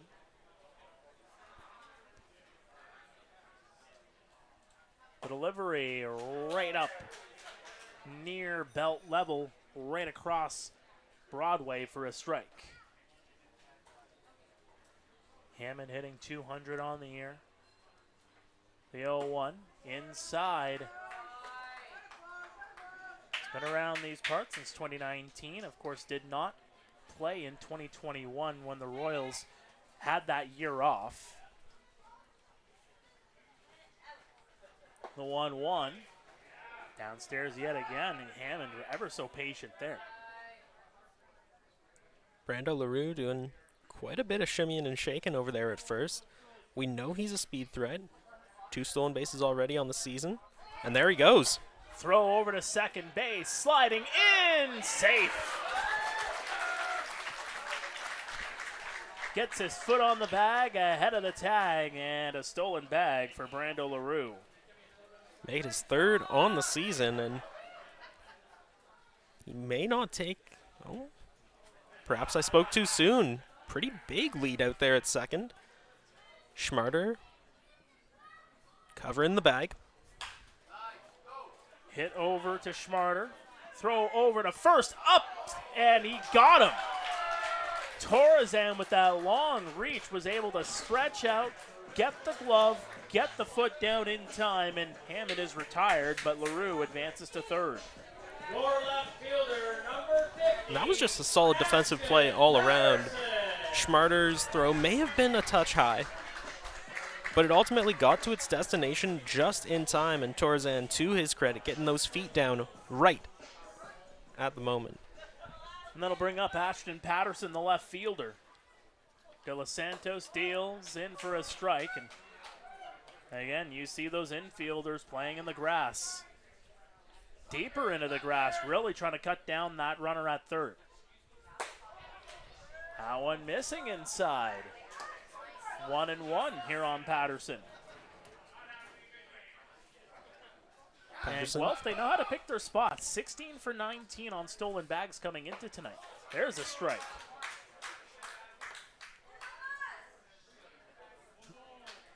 Patterson, like he has been in many of his at-bats in this season, so patient to start things off. That one inside, and Patterson just gets out of the way.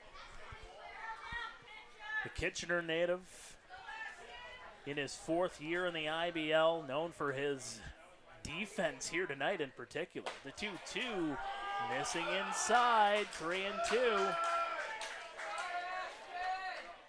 A youngster, a former Guelph Griffin, with the presence of a veteran, such a great eye at the plate, able to read pitches as soon as they exit the pitcher's hand. The 3-2 chopper, and it'll go into foul territory. Well, once again, De Los Santos taking over for Aiden Armitage. He goes 3 innings, gives up 5 runs, 3 of them earned off of 3 hits, 2 strikeouts, 1 walk, facing 15 batters. De Los Santos steals the 3-2. Schmarter fields it over to first in time to get the out. And you see the look over. Schmarter, knowing that LaRue isn't going to test home at that point, and they're just going to get the out where they can, and just a good heads-up play. That's why you play your guys in the grass like that.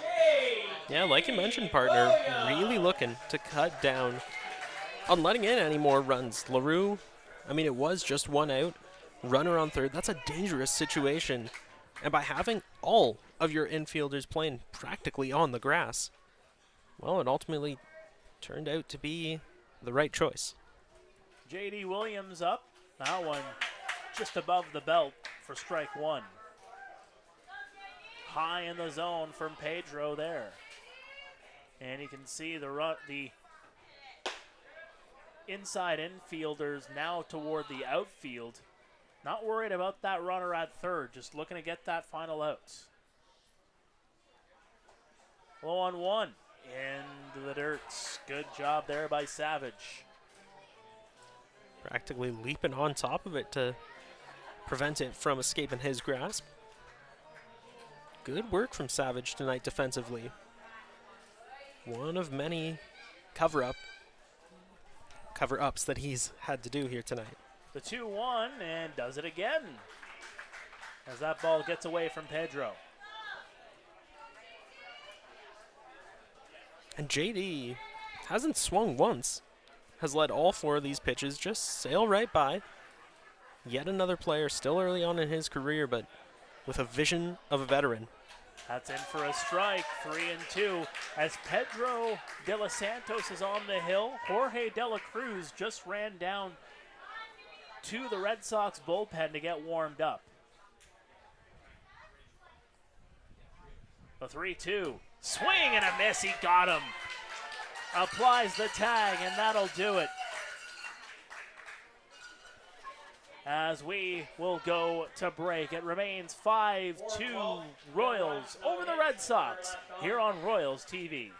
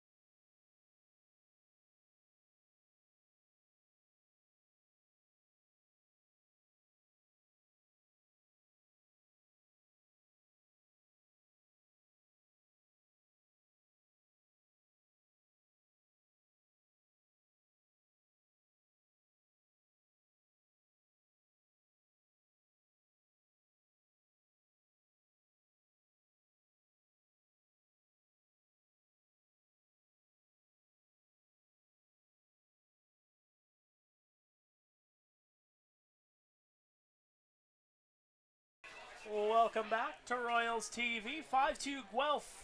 Jacob Cush still on the hill. Had a bit of a longer inning his last time up. 77 pitches, 47 of them going for strikes through 4 innings of work. Needed 27 pitches to get out of the fourth. Had a few hits to deal with for the Red Sox. They got a run across. 5-2. The Royals continue to lead, though. Pumped high into the outfield. Patterson will get underneath it. He'll make the catch. That was on Bateman.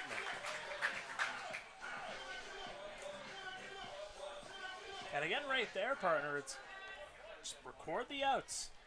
The contact is there, but the defense has also been there for the Royals. Yeah, we've seen Patterson, leader, really stand out, especially defensively for these Royals tonight. An outfield that is not to be messed with. Three speed demons out there on the grass, patrolling the range. Christian Ortega takes for ball 1, just under the knees. As again, Ortega 0 for 2 tonight. And the Red Sox, slowly trying to chip away at this deficit that they're facing right now. Well, they've recorded a single run in each of the last 2 innings, so chip away they have. It's the process work. It's the little things, the basic stuff that is going to win you games. That one hits the black for a strike. 2 balls, 1 strike here on Ortega. On the one thing for the Red Sox to key in on, too, is these runners that are stranded. They have left 2 stranded in 3 of the 4 innings that they have played so far tonight. That one upstairs, 3-1.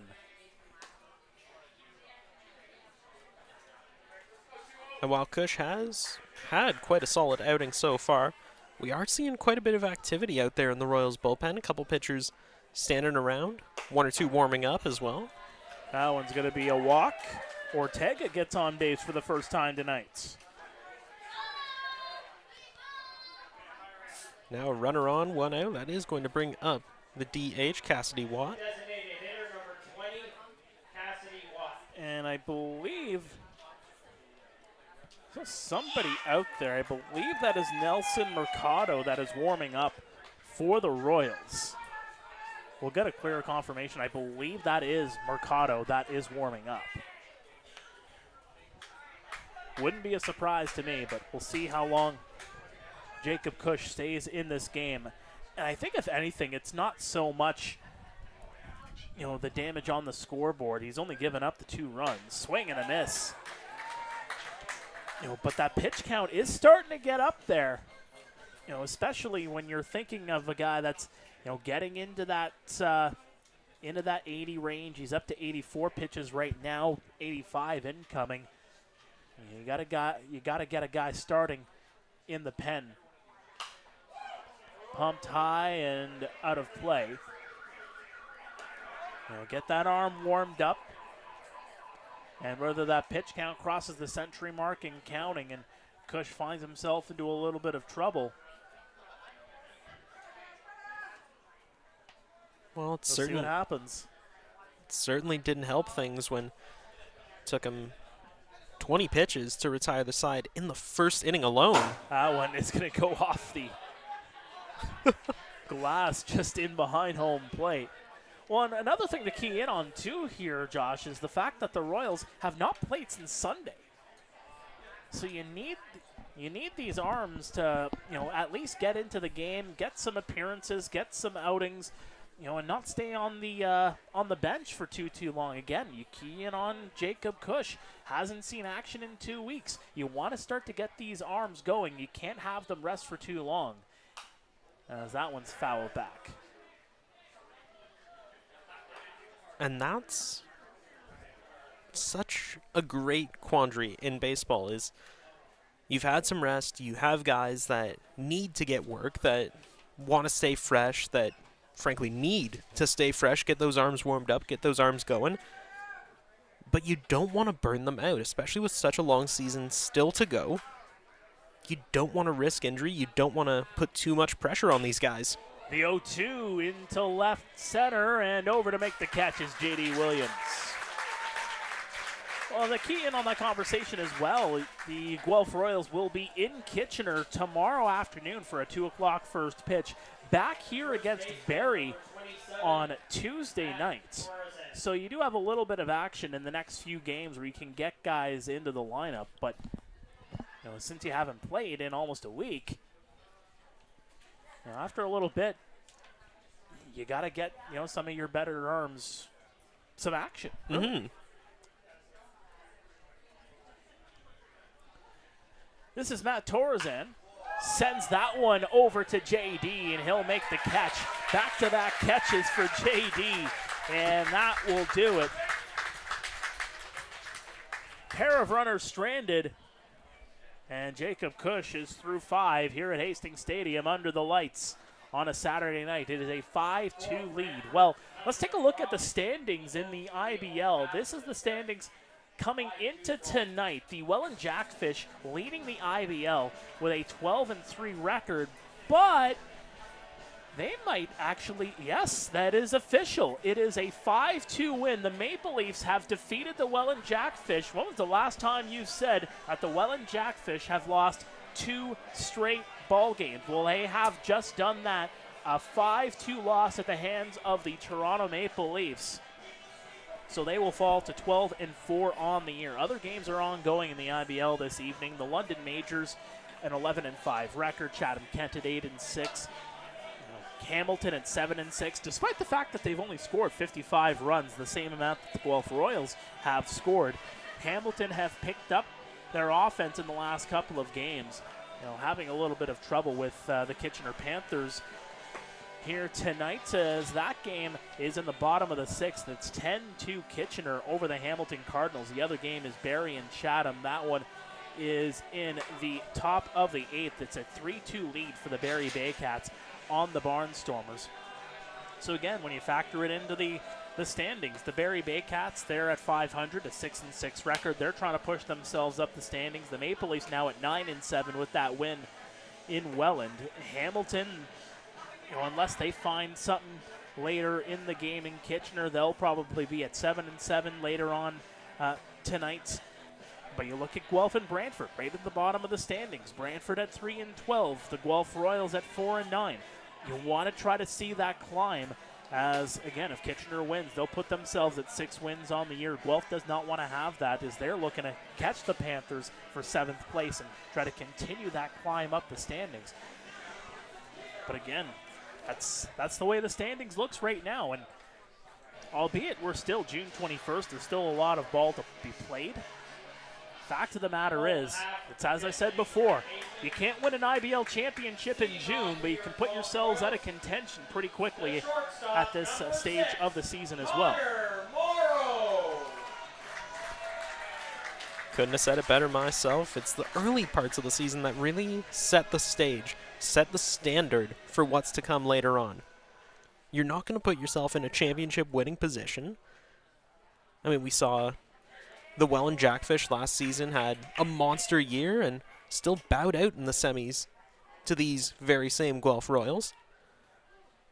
So it all comes down to the process work that's done in the meantime, between the start and the big time. Heart of the order here for the Guelph Royals in the bottom half of the 5th. It is Connor Morrow in the batter's box right now against Pedro de los Santos, who came in last inning.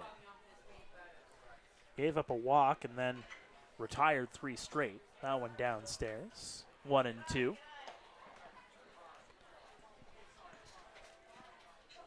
Morrow looking to build off of the great work that he put in last season. A 289 batting average in the regular season. 22 hits as well.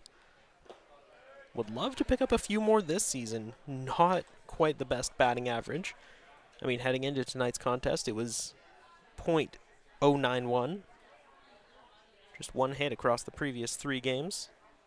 Well, this is a championship pedigree. He got 3 rings with the Barrie Baycats in the tail end of their championship run. 2016, 2017, and 2019. He was the Rookie of the Year in the IBL in 2016. The 3-2 fouled back right to the batting cage here at Hastings.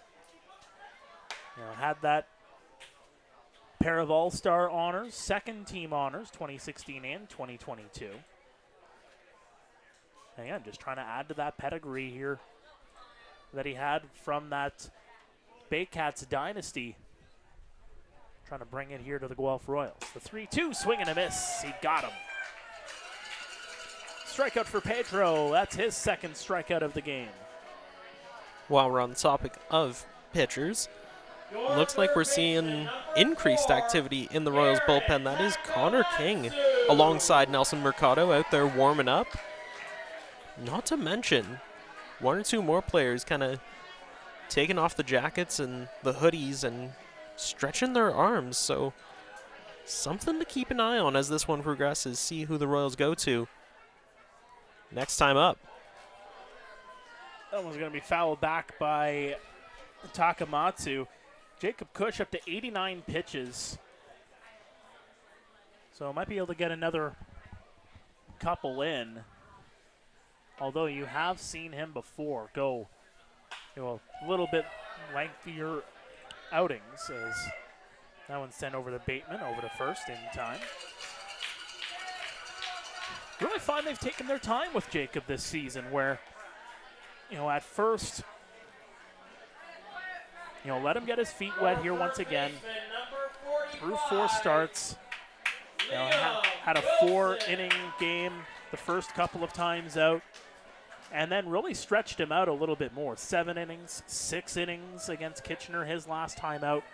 But again, with 2 weeks off, do you ease him back in, or do you just throw him into the deep end?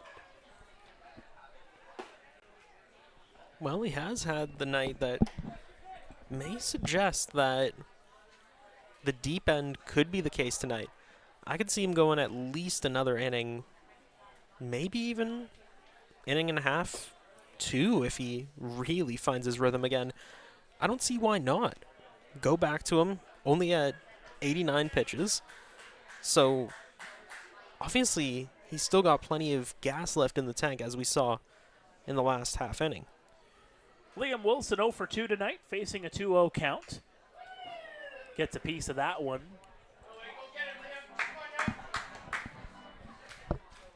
And again, Liam just trying to get a bit of a run going here. Had that hitting streak cut down a couple of games ago. Trying to restart it here again. The 2-1 upstairs. It was against Brantford that he had that hitting streak of 6 games snapped, and then went 1 for 4 against Welland. So, he's good for at least a hit in most games. That one misses outside, and if he's not going to get a hit, he's pretty good at getting on base as well. It doesn't matter how you do it. Being a runner on the base path is something you need to get done for your team, as Wilson picks up his 7th walk of the season. Here comes Andy Leader. Singled and scored back in the second. Hit into a ground out in the third. Officially 1 for 2 on the night. Inside, downstairs. So these two have had quite the battle over the years, obviously. When Pedro was with the Maple Leafs and the London Majors, never officially teammates. Of course, Andy did not play for the Panthers last year, traded just over a year ago here to the Royals, while Pedro was a member of the Kitchener Panthers. The 1-1, that one missing inside.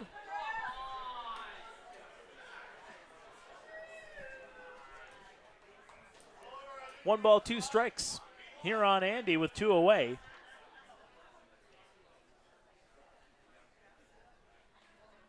Pedro getting an extra look. That one over to Bateman. Bateman fields it. He bobbles it. Can't get the throw in time. And that'll be an error charged to the second baseman. Bateman's been having quite a few troubles out there defensively. That's that Hastings hop they like to talk about. That's the one. Yeah, we saw earlier Bateman was thrown off a little when I believe it was Ashton Patterson did kind of collide with him cleats first over there at second base. Hasn't quite recovered since, has made a couple mistakes and even a couple recorded errors along the way. Hopefully, if you're the Brantford Red Sox, you're looking for him to settle back in, be that solid hand that you know he can be. That one right across Broadway for a strike. Ward hit by a pitch in the second, flew out in the third. Good protection there, blocked by Savage, keeps it in front of him. Wilson and Leader both on base. Wilson on second, Leader on first. Let us know where you're tuning in tonight in the chat. Could be in a IBL Center, could be in Guelph, in Brantford, could be anywhere in the world. We've had watchers from quite a few parts of the world over the course of the season. If I recall correctly, last season we had Australia, Germany. That one's going to be sent into left field. Circling the bag and holding off at third as Wilson throw to home. Good job by Takioka to get that one back in play. Bases are loaded on the single for Matthew Ward. As Wilson was ducking for cover there. He had no idea where that throw was going.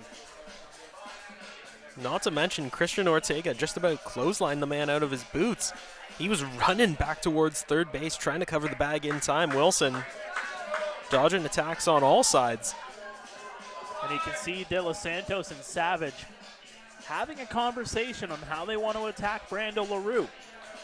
He has gotten on base both times, does not have a hit though. They do not want to let Brando get away from them.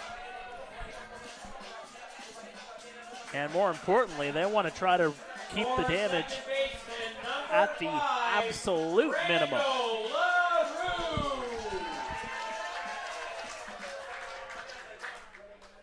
Well, we saw what happened the last time the Royals had bases loaded. That was such a big moment back in that bottom of the second inning. That 5-run inning for these Royals. That one missing up and away.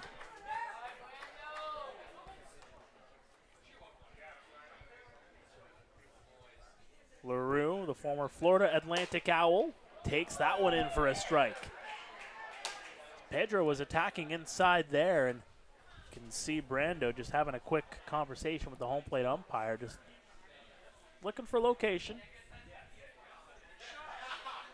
The 1-1. Chopper over, and tagging the bag is Ortega. So the Royals will not get on the board despite having the bases loaded. We're going to go to break. Stay with us. This is Royals TV with the Guelph Royals up 5-2 on the Toronto Maple Leafs, on the Brantford Red Sox.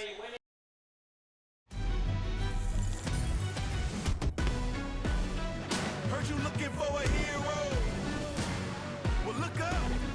Yeah, I got the heart of a champion. If I get knocked down, I get back up.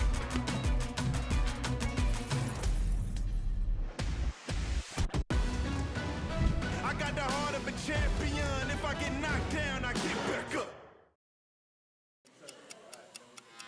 Hard line drive up the middle. Whoa! Lindor out of nowhere. How did he do that? That Lindor can play. I don't know about that hair.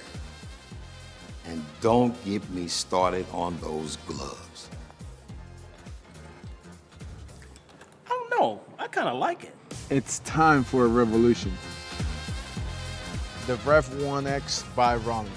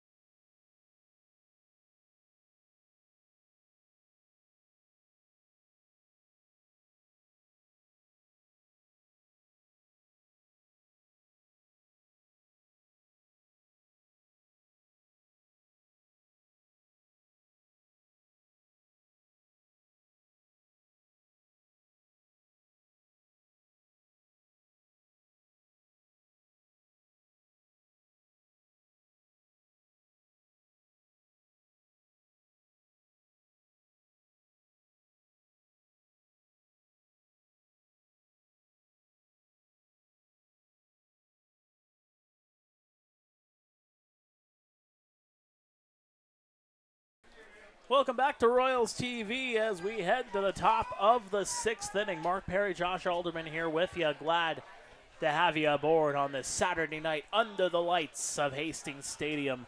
Nelson Mercado coming into the ball game, taking over for Jacob Cush, his 6th appearance of the season, as he will take on Andrew Savage to lead things off. Mercado, the big boss of Brampton, enters tonight with a 5.72 ERA across 11 innings pitched, has walked 10 and struck out 15. The 0-1 is going to be fouled back. I don't know if he's much of a boss man right now, but gets the job done when he needs to.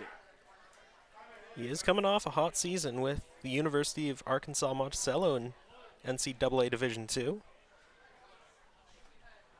The 0-2 swing and a miss. Throw over to first. They'll complete the strikeout.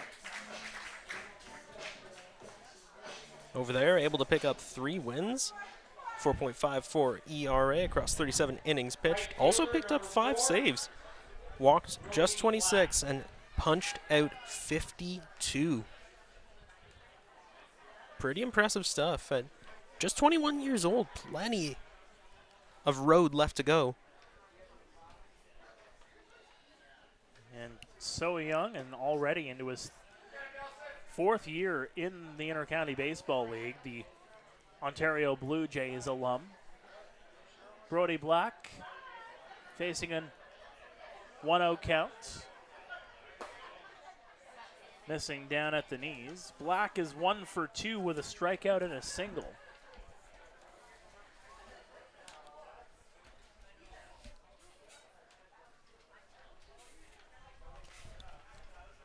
Mercado gets set, delivers the 2-0. There we go. That one's put out of play. Mercado, a rare combo of flame-throwing fastballs and a really nasty slider that is his KO punch. He pulls it out when there's 2 strikes up there on the board. Most of the time, he'll just pound the strike zone. That one upstairs, 3-1. Or slightly above the strike zone in that case.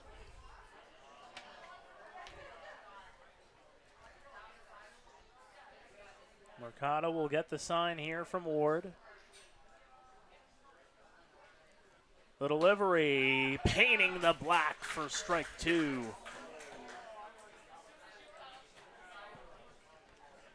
Just clipping the edge of the strike zone, and you like that movement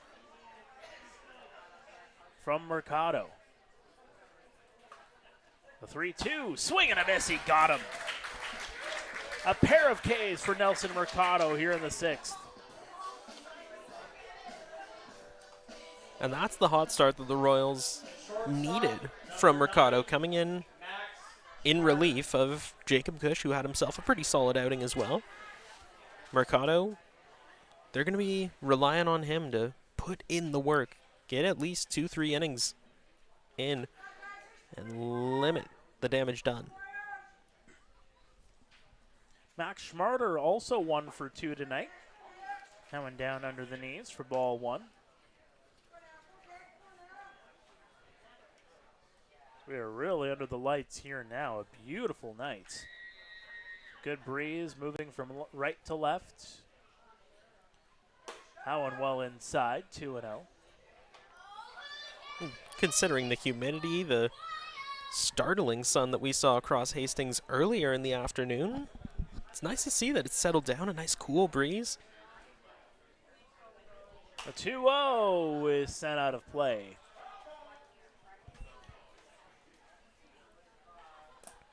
And of course, the Royals Kingdom, no complaints on their end. They have been cheering so loudly tonight, coming out in droves to support the home side. You love to see it. 2 balls, 1 strike. The delivery outside. Here on the first-year infielder, Max Schmarter.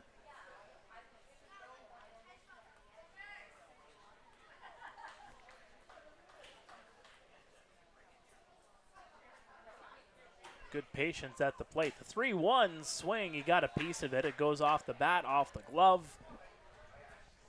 And it's a 3-2 count.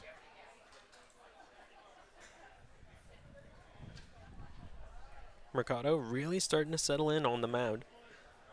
The last 2 at-bats, he's worked himself into 3-1 counts. Powers back to bring him to full. Now looking for the same result. The 3-2 upstairs, ball 4. A 2-out walk for Max Schmarter. Despite that average being around 104, shows off a bit of that patience. Center fielder, number 13. He'll get on board with the free pass. Well, like you said earlier, partner, a false 9 of sorts. A good, solid hand to have at the bottom of the order. A reliable guy that, despite what the stats say, you know you can count on when the lights shine brightest. At the knees for a strike.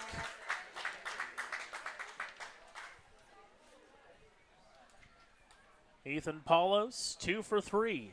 Pair of singles on the night. 0-1. Missing outside. Tuning in from Toronto. Thank you all for tuning in. Celebrating a Maple Leafs win on the road. They have a rare away game tomorrow afternoon. Usually Sunday is kind of automatic to have a game at Christie Pitts, but yeah, for some reason the Maple Leafs are actually going to be on the road tomorrow. They'll be in Hamilton at 2:05. Nice rivalry game there. Why not? The 2-1. LaRue over to first in time to get the out. So make that a 4-3 putout, and Nelson Mercado, pretty good, steady first inning of work for him. And he's been called upon so many times by this Royals organization. Like you mentioned, such a young guy, but already quite a few years of experience here in the IBL. Obviously, the stats aren't going to shine on paper, but it's the intangibles. It's what you're not going to see on a stat sheet that Mercado brings. It's a calmness. It's a real steely steadiness that he puts out there on the field every time he steps on that mound. It's Pedro de los Santos back on the hill here, and a pair of strikeouts for Nelson Mercado. We turn it around, and Pedro de los Santos now getting into his 3rd inning of work. You have to wonder if this is going to be the final inning for him. As, again, you think about that 3-3-3. Do you give him just the 3rd and then you turn it to the pen, or do you just let Pedro go maybe for a 4th, maybe a 5th, depending on how he's going? He's been, despite some struggles, of course, loading the bases in the last inning, has been solid. I mean, no complaints. That's just fundamental pitching. Gets himself out of jams. And if you're the Red Sox, that's got to instill you in confidence that De Los Santos can get the job done, can maybe even go a 3rd inning. Well, and he's going to be facing the 8, 9, and 1 hitters here in the home half of the 6th. And it's been the bottom of the order that has been the more dangerous for the Guelph Royals tonight, albeit all 5 runs coming all the way back in that 2nd inning, and just things going all awry for Aiden Armitage, hitting a couple of batters, stolen base in there, 9 hitters coming to the plates. Delivery well inside for ball number 1. The 7, 8, 9 hitters combining for 3 of those 5 runs crossing the plate, albeit just 1 hit between LaRue, Hammond, and Patterson. That one at the knees for a strike. And you look at the top of the order, again, you got the 1 hit from Williams, and everything else just you're not getting the hits that you would expect from that top of the order from Connor Morrow. Garrett's 0 for 3, Morrow's 0 for 3, Wilson 0 for 2 with a walk, has reached base, but this is the kind of game where if the top of the order is just not doing it for you, the bottom of the order, that's why you get that depth. Like we mentioned off the top of the broadcast, the Royals don't change their lineups around very often. So that top of the order has been, facing pitchers left, right, and center for most of the season so far. A lot of repetition from Dino Ramel, especially at that top of the order. But they just haven't quite been getting it done, even here tonight. Well, Ethan Hammond facing a 2-2 count here against Pedro de los Santos. That one just under the knees, a full count. And the Red Sox fans that are in attendance here tonight didn't like that call from the home plate umpire. Not too far from Highway 24 as that one is sent out of play. Just a quick hop, skip, and a jump from here in the Royal City. It's always great to see visiting fans taking the trip down to Hastings, taking in a game, especially on a nice mild Saturday night in June. The 3-2 popped up. It'll go into foul territory. Torzan gets underneath it, and he'll make the catch. Wasn't able to trap it in where he would traditionally like to handle it. Got it more into the hand area of the glove, but still able to hold on. Yeah, it almost looked like for a second he lost it in the lights. Was kind of chasing after it, stuttering back and forth. Ultimately got to it, and that's all that matters. Ashton Patterson now the batter. He's 0 for 1 with a walk.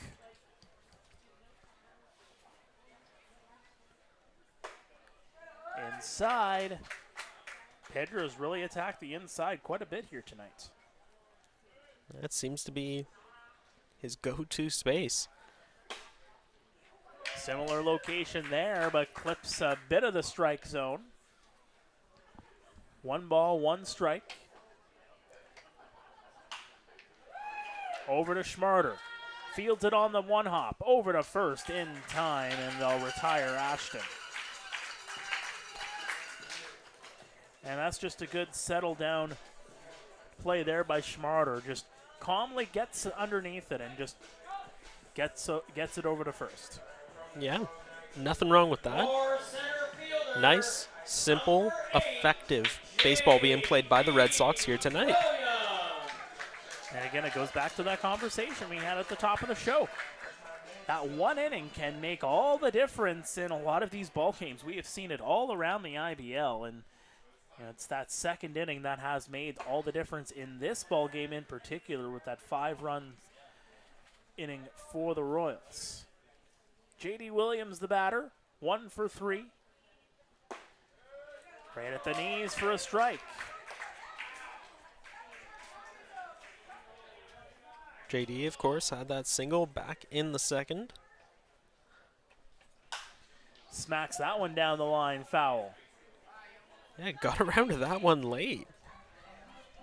Made some pretty solid contact there, though. Doing good work to stay alive. Pedro will get back onto the mound here. And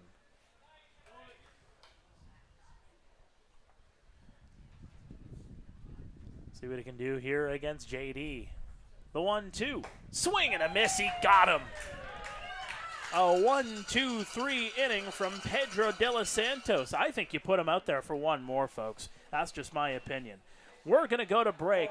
Top of the 7th upcoming here from Hastings Stadium in Guelph. It is Royals 5, Red Sox 2 on Royals TV.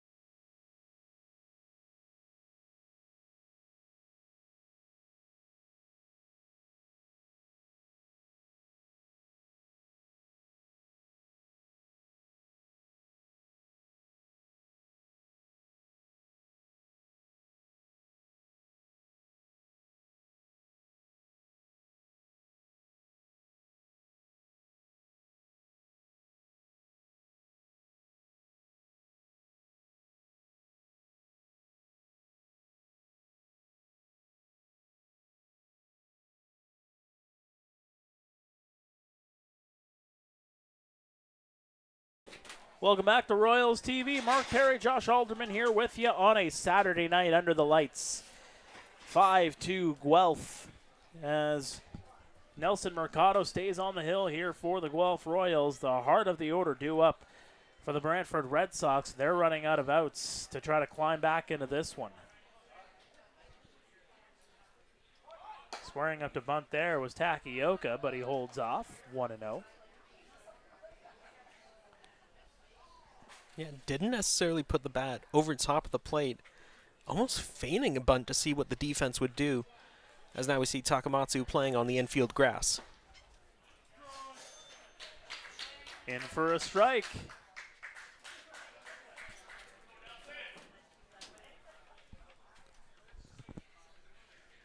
One ball, one strike here on Takioka. He is 2 for 3. Allen missing. 2-1 count. A single and a double, and then he flew out to the left fielder. Mercado shaking off a few signs from Ward. Obviously got something in mind for the 2-1. Right through Mercado, a base hit for Takioka. He's got 3 hits on the game. Well, it seems like while Mercado may have had a pitch in mind, Takioka was swinging all the way. He's on board, and we've already seen the speed that he brings to the base path. So deadly. Great first step. Came around to score. Was the first run to score for the Red Sox. Back in the top of the third. Quickly out-of-town scoreboard update. Kitchener leading 12-2 on the Hamilton Cardinals. That one in the bottom half of the 7th. Top 9 in Chatham-Kent. It is the Barry Bay Cats 5, the Chatham-Kent Barnstormers 2. As we talked about before, the Toronto Maple Leafs defeating the Welland Jackfish 5-2 at Welland Stadium. Lucas Bateman, the batter, here for the Brantford Red Sox as they try to cut into this 5-2 Royals lead.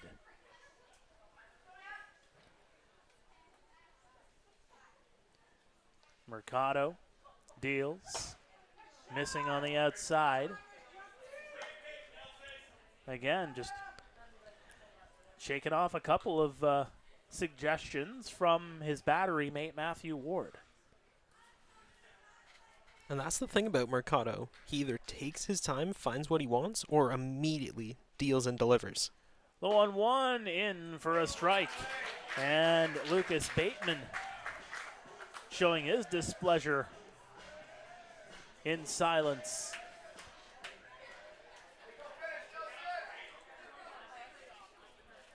Takioka taking pretty healthy lead over at first. Yes, indeed. Throw over to first, not in time. I think they heard you. IBL announcers curse and whatnot.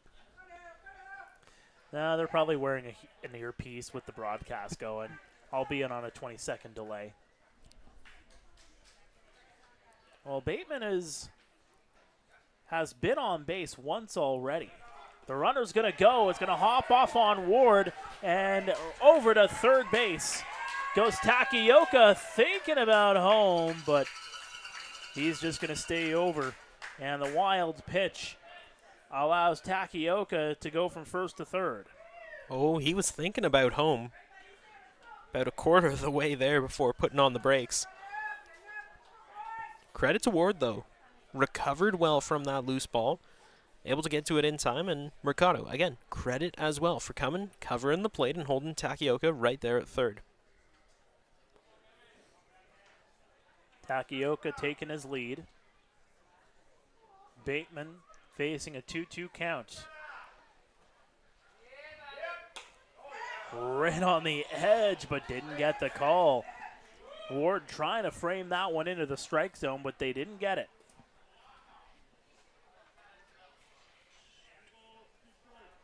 Mercado wasting little time at all. Obviously, Ward putting down what he likes.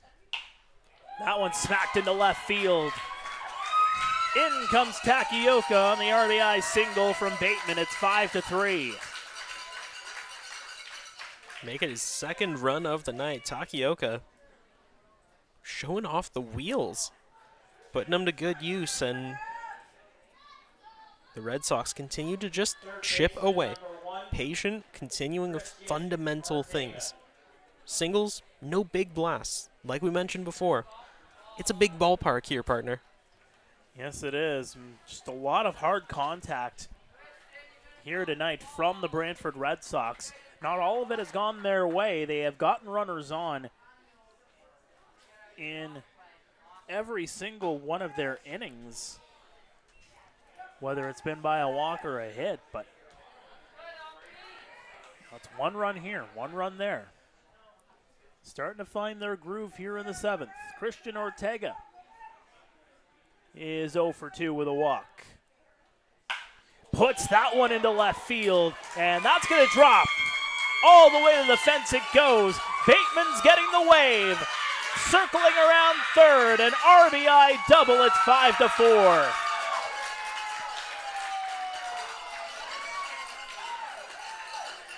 They're getting to Mercado, are the Brantford Red Sox. They have a pair on the board here in the 7th.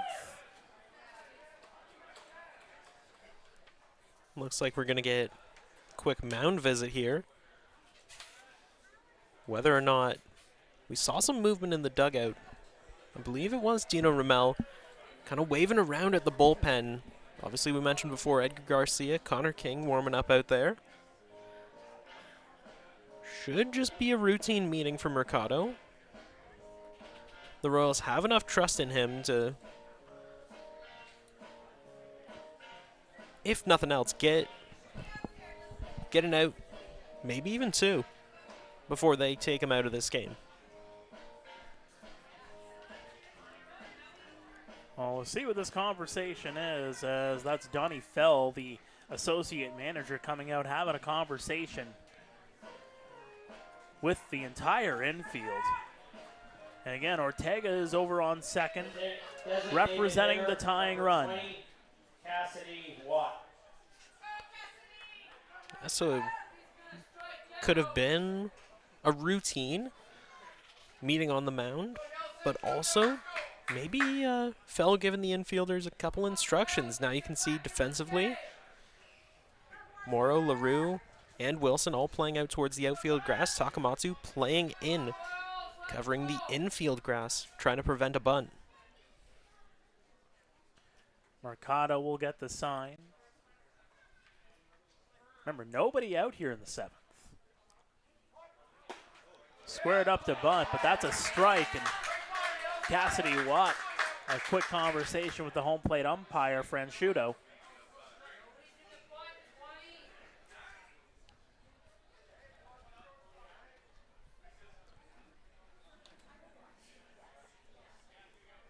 That baby blue bat. One swing into the outfield ties this game.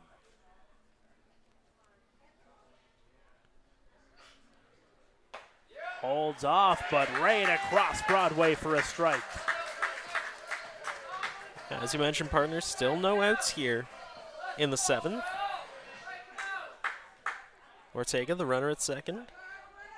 This is where Mercado needs to really settle in. A single, and a double here in the 7th inning. The heart of the order getting it done this inning for the Brantford Red Sox, as that one's fouled back. Staying alive is Watt. And as you mentioned, just needs to touch outfield grass, and that run could very well come in to score, tie this one up. When you think about this game, and it's such a topsy-turvy kind of box score even too. You think about Brantford, they've scored 4 runs on 11 hits in this game. Guelph 5 runs, as that one misses downstairs. Just 4 hits all night for the Royals. If anything, that's a testament to how dominant the Royals pitching has been, getting themselves out of these kinds of situations. Obviously giving up 11 hits, but still only 4 runs to show for it. 1 ball, 2 strikes here on Watt, who is 1 for 3. Taking his time. Look over to second. And that one missing at the knees.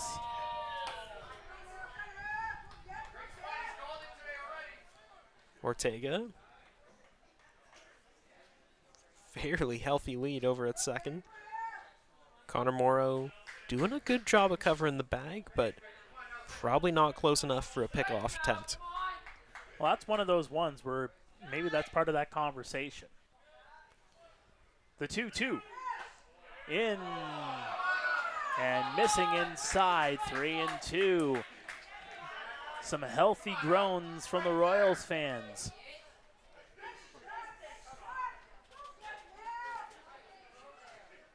Full count now on Watt. But we've seen Mercado work himself into these counts many a batter before. Saw it back-to-back to end the last inning. See if he can get the job done here. The 3-2 missing outside, and a walk issued to Watt. First 4 batters reach here for the Brantford Red Sox. And the go-ahead run suddenly now on base. First baseman number 27, Matt Torresan. So Matt Torresan.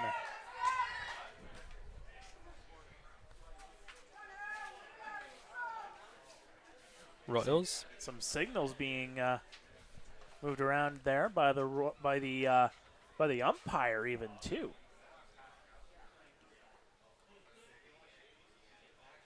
Five-4 score. Torresan in on the hands, fielded by Morrow. Over to first. They are not going to get the runner at first base. They'll get a second out, and down there slow is Cassidy Watt. A good slide by Watt, and I think he may have jammed something. Yeah, not to speculate, but the way he slid into that one, looks like his foot made direct contact with the lip of the base. Could have just jammed something up. Hopefully nothing too serious as he's getting checked on by the third base coach. For the Guelph Royals, the good news there is you get the 1 out. You have second base open, and you're a double play away from getting out of this jam. The bad news is, at least if you're a Royals fan, and good news is if you're the Brantford Red Sox, you're really finding yourselves in the midst of a rally here and doing some damage on the scoreboard. How much more can they do is the question. Andrew Savage is going to take one well inside. Savage doing his best to leap out of the way of that one. Narrowly missed his feet. Mercado not showing that steadiness out there on the mound that he has been known for, that reliability. Obviously the Royals trust him enough to try and finish the inning. That one missing outside. As Ward tried to pull that one in, just couldn't get it.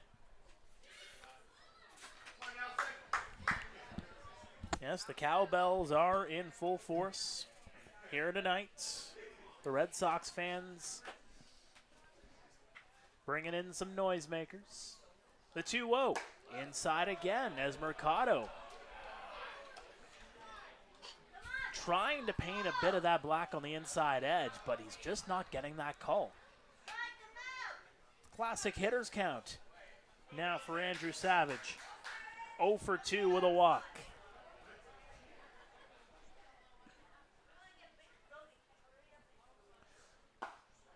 Right across the black for a strike. I don't think Savage was getting the green light on that one. Just see where he's putting it.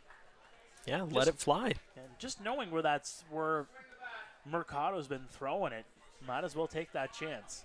Take that pitch. It's your count to work with. I don't see why not. That one missing, and a walk issued to load the bases. And the fans for the Royals getting a bit restless, and Donnie Fell is going to come out yet again. I think he signaled to the pen. Yeah, We'll see. looked more like a glance at the pen. He hasn't made any signals, but yeah. Yeah, I think there's somebody getting ready. He's got an eye out there. We'll see. He's going to hand the ball over. Yes, indeed. Yep. We're going to have a new pitcher into the ball game. Bases loaded for the Brantford Red Sox. They're down by just one here in the seventh. Stay with us. This is Royals TV.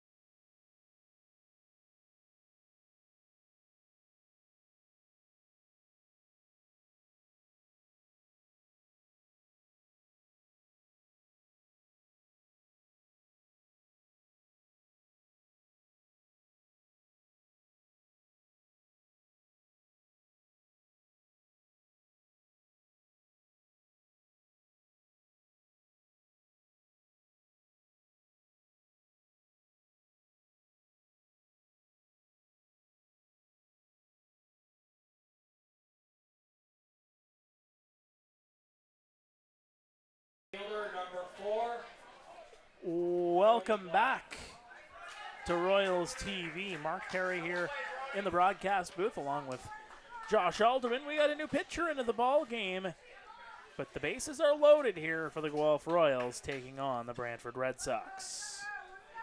New pitcher on the mound is Gaku Ueda, 24-year-old. Enters tonight with a 6.39 ERA.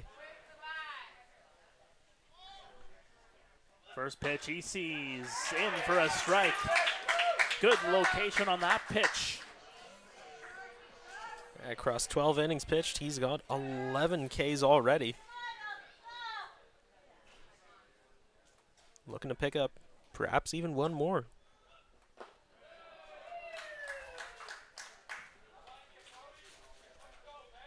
Well, it's a 1-1 count.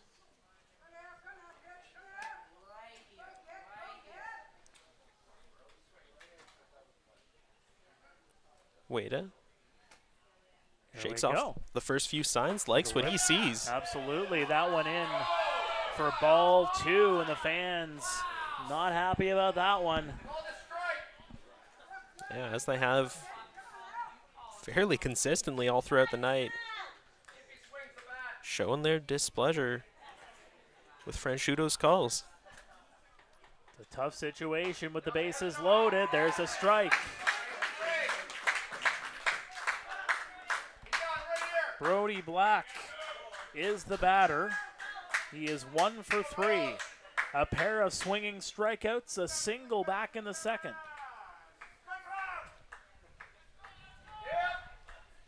Puts that one high into center field and caught on the run by J.D. Williams. He'll throw it back into the infield. A run will come in to score to tie the ball game at 5. Well, it doesn't matter how you do it. You get a run across the plate. That is mission accomplished. Ortega fist pumping and high-fiving on his way back to the dugout. Now 2 outs here in the top of the 7th. It's a hard hit ball with one away. You know that one's going to be enough to get a run across. But a good job by J.D. Williams to track that ball down and get to it. Now here's Max Schmarter. Gets the throw in just in time to hold the runners right where they are. Way to get set and delivers. That one up for ball one. Schmarter 1 for 2 with a walk.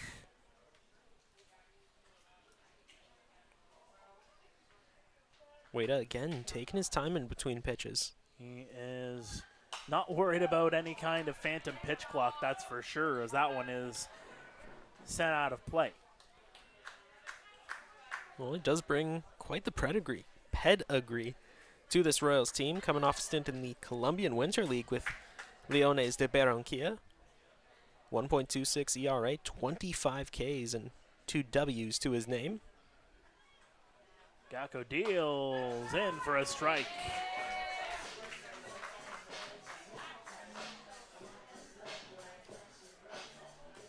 Schmarter really not liking the call there. Got to imagine in this kind of count, he'll be swinging, trying to stay alive. Wada. The payoff and protected there. Good job by Ward blocking it in front of him. Looked to me like Ward almost threw his shoulder into that pitch, trying to stop it, halt the momentum any way he could, and doesn't matter how he did it. Job got done, and we've got ourselves a 2-2 count, 2 outs, and 2 runners out on the base path. Wada deals that one. Another one put down the line and into the trees and out of play. Remains a 2-2 count. As this pitch count in this at-bat in particular starting to get up there, over a handful now on Schmarter. Wada again shaking off signs from Ward. He knows exactly what he's got in mind. Wada deals the 2-2. Another one put out of play. Credit to Schmarter, staying alive. 7th pitch of the at-bat incoming.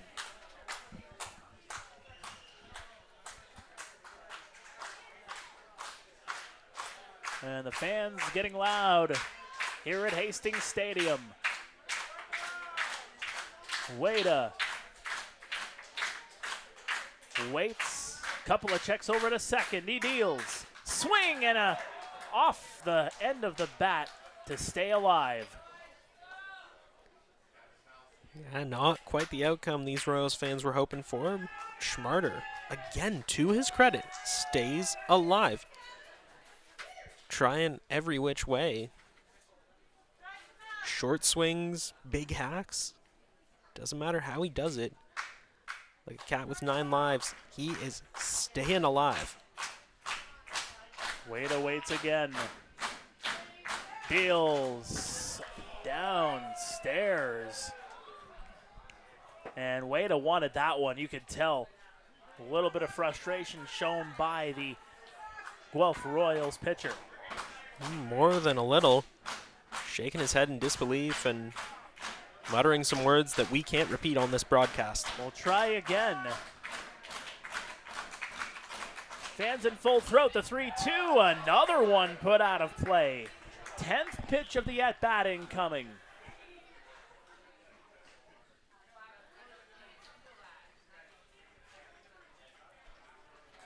What work here for Max Schmarter. He's working smarter, not harder. As the Hastings faithful in full throat. Swing and a miss, he got him. A lengthy at bat, but Wada shuts him down, but not before the Brantford Red Sox put 3 on the board to tie this game up at 5. We are heading into stretch time here at Hastings Stadium. We're going to have a new pitcher into the ball game here for the Brantford Red Sox, and that is a big inning for the Brantford Red Sox. Josh Alderman. We talked about it right from the get-go, right from the pre-show. It takes 1 inning. You just need to work. Take it one inning at a time. Do what you can and just go for it. Chip away with solid, simple, fundamental baseball. Hard contact singles. Doesn't matter how you get the runs across the plate. All that matters is that you get runs on that scoreboard. You get runs to cross that home plate. History books don't remember how you did it. All that matters is the outcome, and these Red Sox have played hard, gritty baseball. Lots of fundamental stuff. Their pitchers have been solid. Armitage had some struggles, but was able to recover well later on in his outing, and the offense more than making up for it. Colby Klepper will step into the ballgame for the Red Sox, making his 7th appearance of the season, a 3.27 ERA. And this is where you need that response if you are the Brantford Red Sox. You come up with 3 big runs to tie this ball game at 5. And Klepper, last outing was a 12-1 victory over Kitchener back on June 15th last weekend, going 3 innings in that one.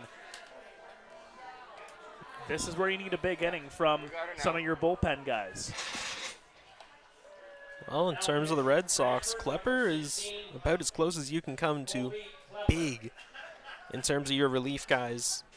Like you mentioned, partner, 3.27 ERA across 6 games played. 3 losses to his name, but don't let that deceive you. 12 Ks and has only given up 5 walks. Pretty solid stuff from the youngster. So we take a look one more time at that box score. Again, it just speaks to getting the runs where you can get them.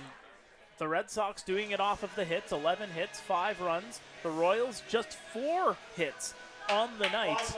All 5 of their runs coming up in the 2nd inning. If you're just joining us, it was a 5-0 Guelph lead after the 2nd inning. But the Brantford Red Sox just did not go away. A run each in the 3rd and the 4th. They kept getting runners stranded, mind you. They have left runners stranded in 6 of 7 innings tonight, have the visitors. But in the 7th inning, 3 runs come across for the visitors to make it a 5-all game. To the bottom of the 7th we go with the heart of the order for the Royals, due up with Connor Morrow starting it off here against Colby Klepper. Missing on the inside for ball 1. Klepper having to take on Morrow, Takamatsu, and Wilson, who are due up. Morrow has yet to reach base tonight. Flew out his first time up and has been retired with a K in his last 2 at-bats. That one missing well outside. And you can see that windup and that his delivery. And it just speaks to that height that he has, too. I mean, he's a big, tall guy on that hill.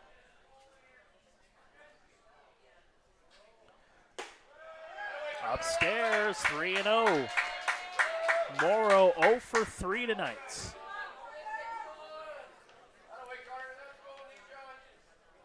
Klepper, the Edmonton, Alberta native, finished off his senior year at North Dakota State back in 2024. 3-0 inside, and it's a 4-pitch walk issued to Connor Morrow.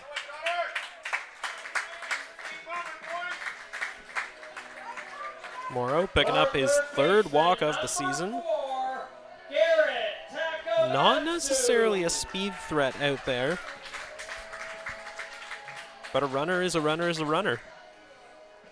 Doesn't matter how fast the guy is, just having someone on that base path with the score tied like it is, that's really what counts for these Royals. Well, I know we're going to start getting viewers in a little bit more. Another game has just gone final. Barrie defeating Chatham-Kent 5-2 at Fergie Jenkins Field. The only other game ongoing is in the top of the 9th. The Kitchener Panthers leading Hamilton 12-4. Takamatsu with a runner on, nobody out, 0 for 3.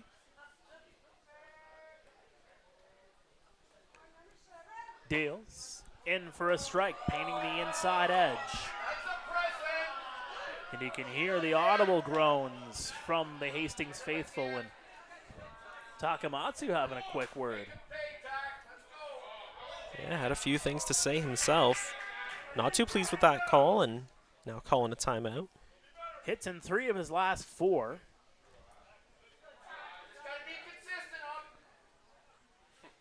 Four for his last 12, so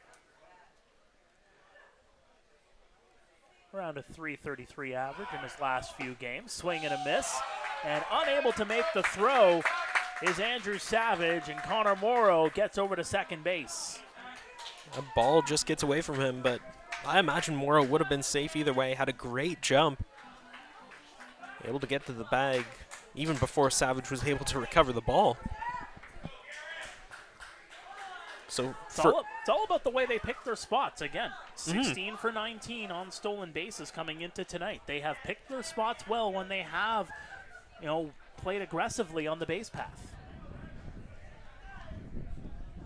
So you can feel the wind, the breeze coming in to Hastings Stadium. 1 ball, 2 strikes here on Takamatsu.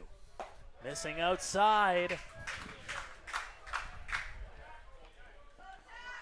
Yeah, the wind now blowing dead on. It's changed direction a couple times tonight. I'm sure has played into more than a few flyouts. Klepper sets. Put that one into center field. Takamatsu gets on board. Runners on the corners with nobody outs. A hard hit ball to center field by Garrett Takamatsu, and he has his first hit of the ball game. First baseman, and how about 45, this with Liam Wilson with a chance to play hero? Well, like I mentioned earlier, Liam Wilson, seemingly the heir apparent to Josh Garton's crown of home run king of Hastings. Back in 2023, batted in 13 homers, 45 ribeyes. That's just impressive stuff. Wilson, of course, no home runs just yet this year, but definitely has plenty of pop in that bat. Aiden Colangelo coming out to have a conversation with the infield, the battery mates, everybody to try to figure out how to get out of this jam. As again, this is that response you need if you are the Guelph Royals. You give up 3. Your lead was once 5-0. But it is now a 5-5 game. You give up the 3 in the last inning. You get a couple runners on board, and now Liam Wilson with an opportunity to try to collect an RBI to give the Royals their lead right back. No outs, runners on the corners. Defense, first and third playing in, short and second playing more towards the outfield grass. The 3-time first-team All-Star, Liam Wilson, takes that one, a wild pitch and a half. Coming in to score is Connor Morrow. The Royals have the lead back. So not only did Morrow come around to score, Takamatsu also advanced up to second. That one getting way away from Colby Klepper.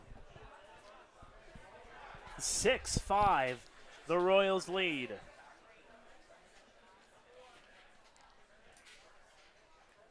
Wilson still at bat, so the danger still ever present. Check over at second base. Liam takes one well in.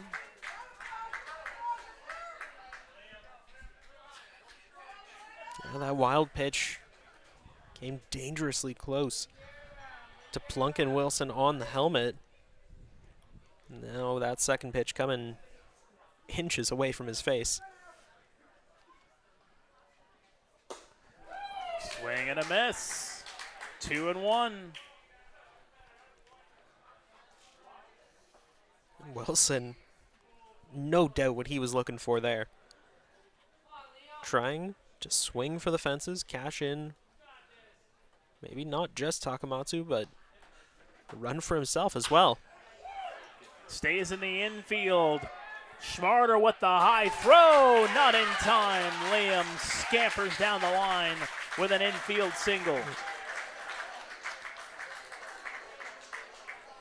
Talk about pace. Under pressure. Your right fielder. Wilson hitting the nos, turning on the Jets. Leader. Whatever phrase you want to use, he was gunning it up the first base path and made it just in time. So that's going to bring up the right fielder, Andy Leader. An opportunity here for Leader to try to add to this Royals lead. Klepper deals, swing and a miss. A home run cut from Leader on that one. One strike against the former Panther. Out at second, Takamatsu with a healthy lead. Schmarter dancing around behind him, trying to draw Takamatsu back to the bag. The 0-1 missing. Down and out. Evens the count at 1-1. Leader singled and scored back in the second. He reached on an E4 back in the fifth. That's an error against the second baseman, for those that are unaware, as that one goes in for a strike.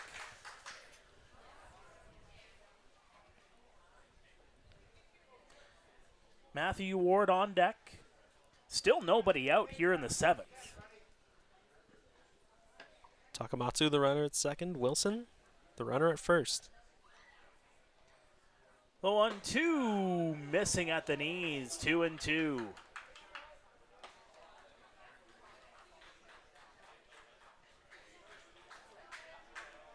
I like this approach from Andy Leader. It's calm, cool, and collected. Doing what a, for lack of a better term, leader does. The 2-2 puts that one high, deep into left field. Underneath it gets Takioka.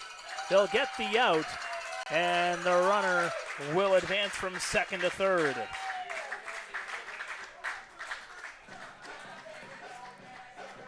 So with Leader retired, that will bring up the catcher Matthew Ward. But it looks like before we get to that, we'll be getting a mound visit. Aiden Colangelo will come out to talk with Klepper. I think there's some movement down the line. I think we're going to get a new pitcher into the ball game. Yes, indeed. Yep.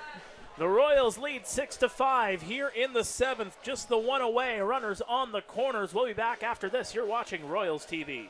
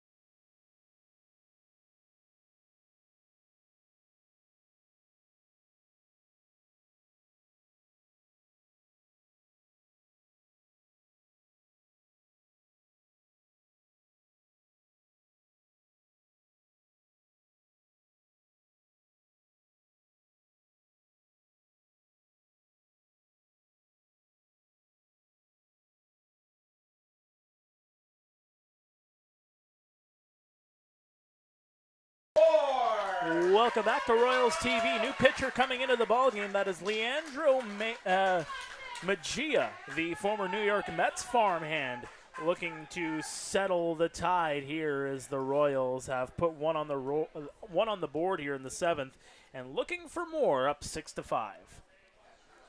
Not the first time in this inning that they've had runners on the corners. Looking to do damage with Ward now up at the dish. Mejia part of a gaggle of transactions back on the 15th of June. That one's put high, deep into right field. Back, playable though, and Black will make the catch. The runner will come across though, 7-5 Royals as Takamatsu comes across to score. Make that a sac fly for Matthew Ward. Second baseman, number 5, Brando LaRue. Takamatsu does have to be careful, though. Looks like he had some remarks for the Red Sox dugout as he was heading back towards his own. Letting the emotions get the better of him in a close, tight game here at Hastings. So bring up Brando LaRue inside for ball number 1. Well, Mejia, as mentioned, was part of that transaction day for the Brantford Red Sox where they released Kyle Nash, Masahiro Fukuda, and Koki Tagashi. They also picked up Lucas Lefebvre, who is now on his 3rd team in his last few weeks. Originally signed with the Welland Jackfish, played a couple of games with the Kitchener Panthers. I believe he actually just played 1 game with Kitchener, but now signed on with the Red Sox in Brantford. LaRue has reached base every time he has been at the dish. The 2-0 makes that one go inside. A mean fastball right at the knees. LaRue doing the best he can to get out of the way in time. So this is Mejia's IBL debut. As mentioned before, that farmhand from the New York Mets played a season in the Dominican Summer League in 2021 with the Mets organization.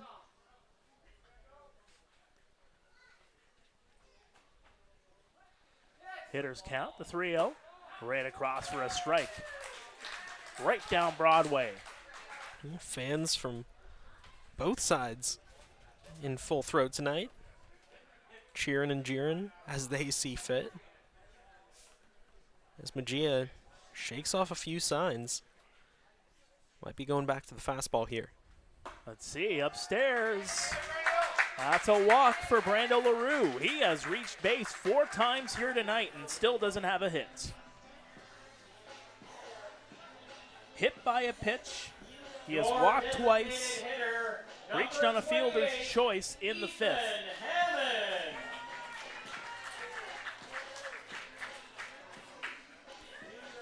Well, now comes Ethan Hammond. Picked up his 4th and 5th RBIs back in the bottom of the 2nd inning. Really was the one who got things rolling for the Royals. Got the party started.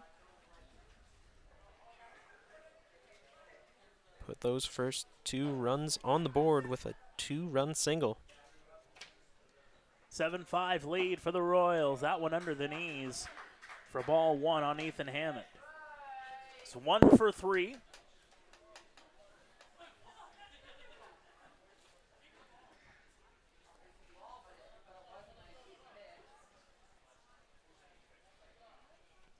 Singled in the 2nd.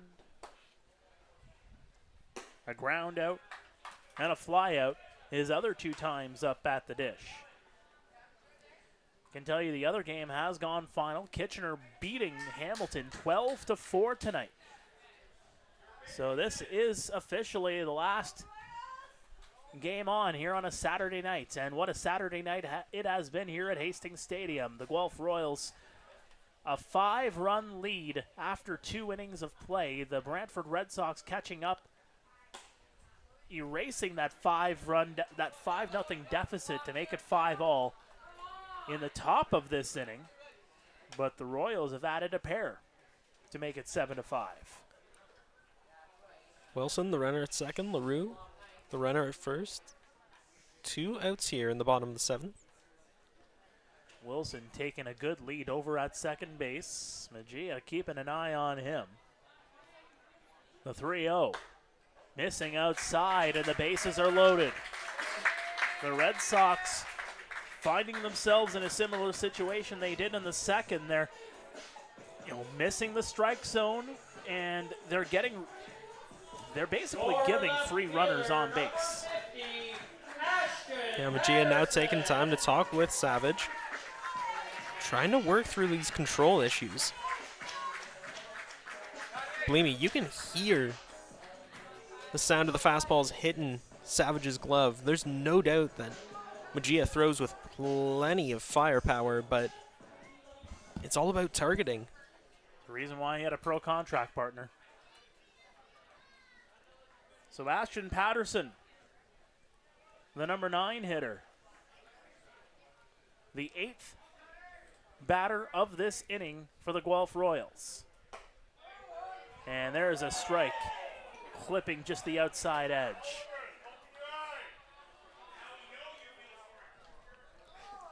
Liam Wilson on third, Brando LaRue on second, Ethan Hammond on first. Infield, playing fairly deep. Of course, Schmarter keeping an eye on LaRue at second. Patterson takes one inside. 1 ball, 1 strike. Royals fans trying to rally behind the home side. Maybe they're looking for a homer, but Guelph has only hit 3 of them all year, as we've mentioned before. And there's a strike. Ashton Patterson didn't like it. And neither did the fans. Felt that one might have been down and low. Down and in, rather. Patterson not too pleased with that call at all. Taking a second to collect himself and gets back in the box. See his response. The 1-2. Fouls that one away.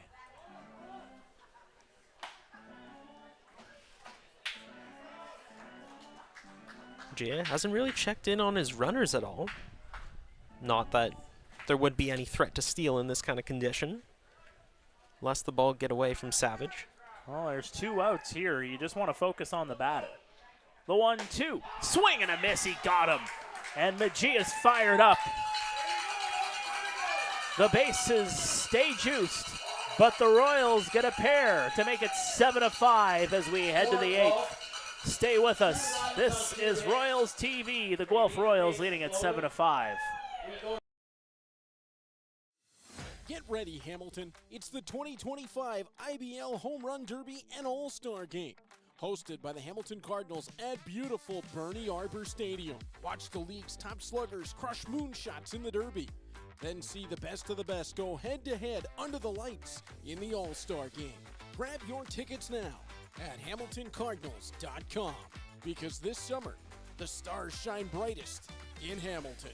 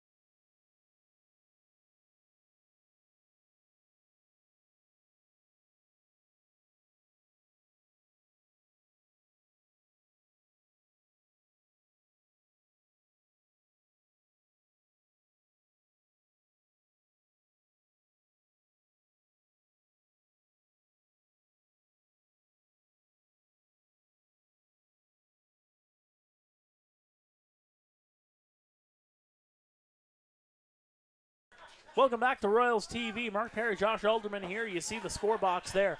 The Royals 7 runs off of 6 hits. The Red Sox 5 runs off of 11 hits as we head to the 8th inning of play here at Hastings Stadium on a Saturday night. Top of the order due up with Gaku Ueda still on the hill here for the Guelph Royals. It'll be Ethan Paulos, Rene Takioka, Lucas Bateman due up.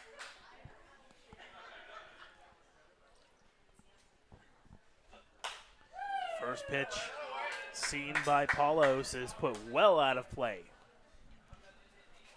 Pair of singles for Paulos tonight. It's also flown out and grounded out.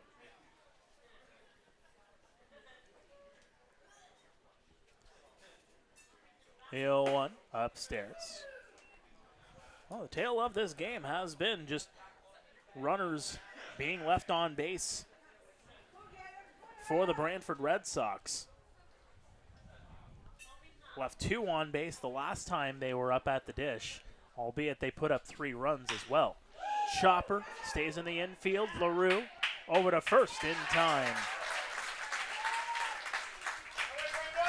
Royals once again going back to the tried and true 3-out, 1-in system that they've been using on their infield for what seems to be almost all of the leadoff batters in the Red Sox half of the inning.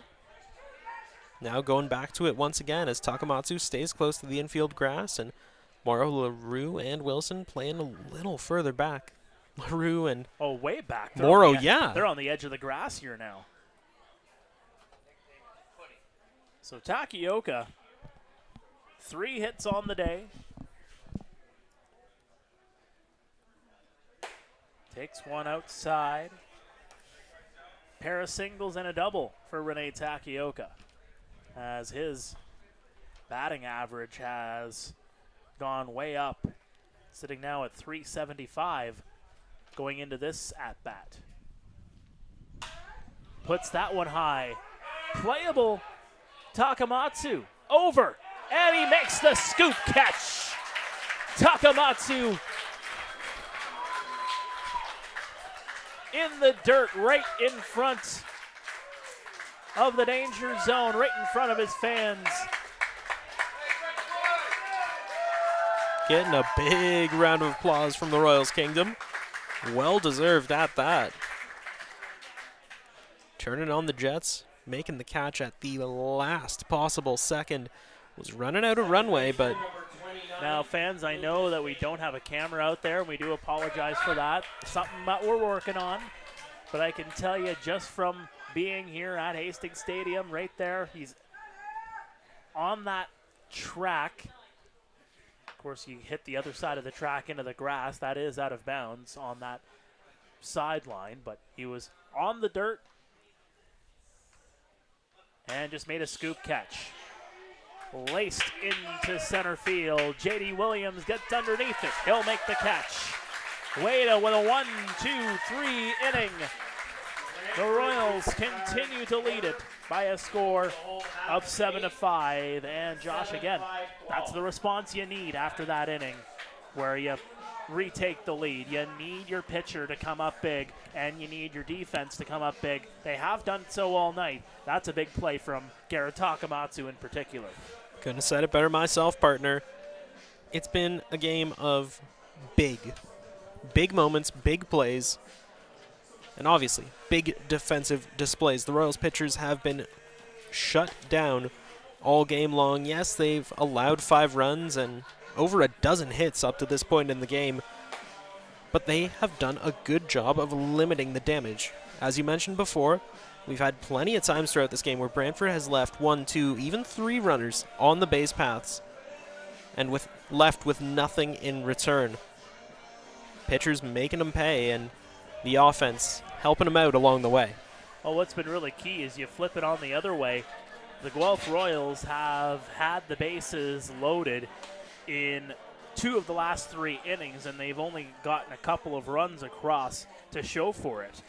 You got to get these runners across, albeit you have 7 runs on the board, you have the lead. You got 5 of those 7 runs all the way back in the 2nd inning. But if you're putting the bases loaded, in particular when you look at it in the 5th, they had the bases loaded after getting 2 outs. you go to the 7th, and you really start to do some damage. But you have the bases loaded, I believe, a couple of times in there too, partner. And you just have the 2 runs that come across. You credit the Brantford Red Sox for limiting the damage, but at the same time, too, if you're the Guelph Royals, you know that those are some missed opportunities. In particular, if the Red Sox, try to come back into this one. Yeah, regardless of whether or not the Royals end up sealing the deal here and picking up the W, there's going to be quite a bit of chatter in the locker room after about some of these missed opportunities. And if the Royals want to get back into the playoffs, into the IBL finals, they've got to pick up the pace. Like we've said before on this broadcast, you don't win championships in June, but you lay the groundwork for them. Mejia still on the hill here for Brantford. Well outside for ball 1 on J.D. Williams. They'll be facing the top of the order, the aforementioned J.D. Williams, along with Connor Morrow and Garrett Takamatsu, all of whom have really turned their games around in the last few innings. The 1-0 to J.D. and gets away from him. Did that clip him? No, looks like he got out of the way. But you can hear the excitement, the attention in the crowd there, as that one was almost labeled for the cranium, but good job by JD to get out of the way on a pitch that clearly got away from Mejia. Yeah, forget excitement. There were gasps. I even heard a scream or two. That is as close can get. And thankfully, J.D. Williams able to get out of the way in time. So all that to 2-0 count. Swing, and he missed it, but it goes off the glove. 2-1 count. By the way, the All-Star game coming up in Hamilton next month. You can get your tickets now on the Hamilton Cardinals website. It is Sunday, July 20th that game will take place, as well as the Home Run Derby. Your voting is going to be starting up very soon. Mejia delivers, missing on the outside edge. 3-1 here on JD. Plenty of festivities, plenty of fun that whole weekend at Bernie Arbor Stadium. And like Mark mentioned, go to the Cardinals website, get your tickets now while they're still available. And of course, Sunday, July 20th is the date to circle on your calendar. 3-1 count here on JD. That one's put out of play. 3-2 counts full here on JD Williams. 1 for 4.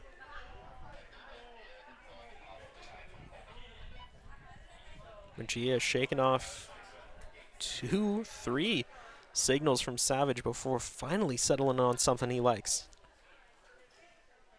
So we're going to get a new pitcher in.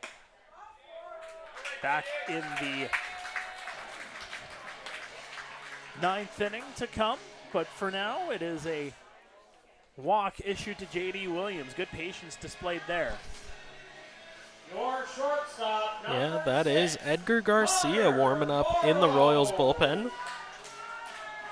He has been en fuego so far. Former major leaguer, but should he come into the game, we'll touch on his accomplishments later. Still the home half of the 8th left to go. Connor Morrow 0 for 3 of the walk.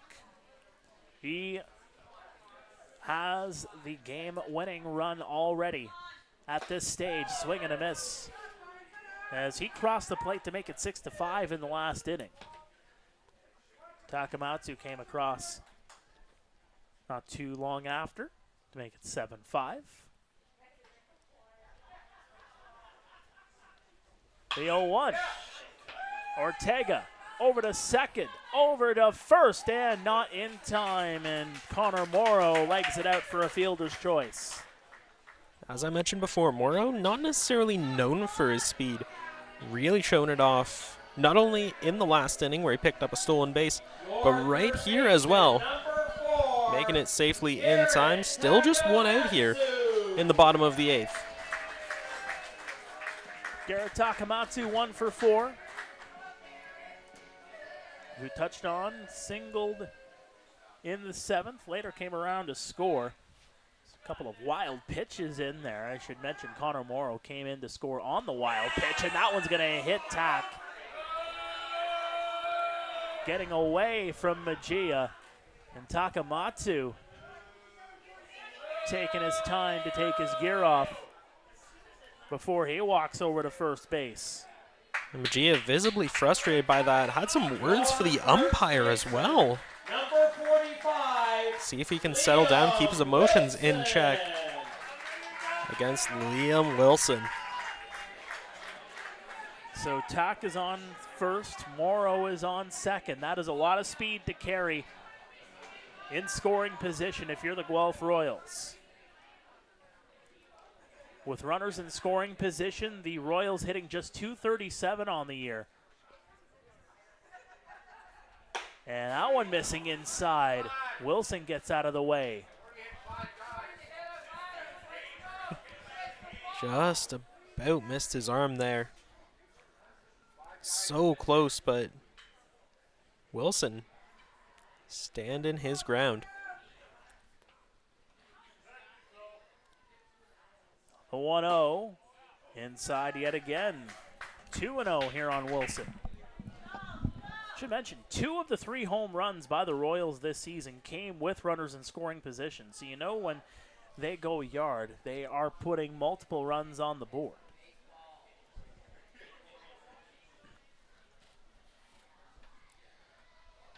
Two balls, no strikes here on Liam. Puts that high. Playable.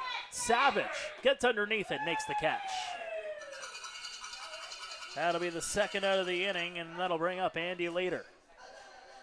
Morrow feigning like he was going to go to third, but decides to hang back at second. No trouble at all for Savage. Haven't quite gotten to see his arm just yet in this game, but so with runners in scoring position, I said before, .237 is what the Royals are hitting. With 2 away in that same situation, hitting just .175 as that one gets away. Good grab there by Savage. Before that one went all the way back to the backstop.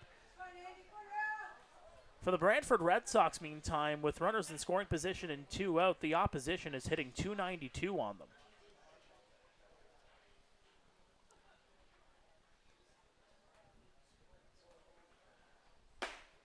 That one hits the glove and hits the black for a strike. 1-1 here on leader. Reached on an error in the 5th. He is 1 for 3. Or 1 for 4. Magia taking a long, hard look at Morrow. Oh, inside yet again.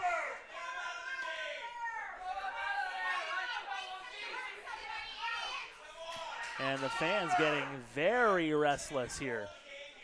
Yeah, Magia is just lacking in control.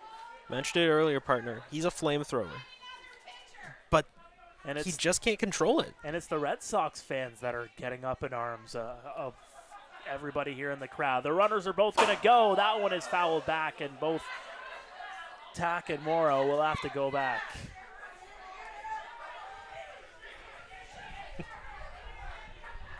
And still some chatter amongst the fans here at Hastings. They're a lively bunch here on a Saturday night. I can say that again. Red Sox will be looking to keep this a 7-5 game. It is 2 out. A 2-2 count here on leader. The pitch holds off. Didn't go around. Full count here on Andy.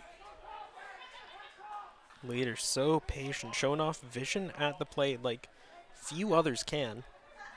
Keeping an eye on those pitches and really trying to pick his moment here. Magia, the 4th pitcher into the game here for Brantford. Armitage, De Los Santos, and Klepper came before him. Settles in. The 3-2. Swing and a miss. He got him. Magia gets a couple of runners stranded here for the Guelph Royals. The Royals continue to hold on to a 7-5 lead as we head to the ninth. Stay with us as the Royals look to try to close this one out here on Royals TV on a Saturday night.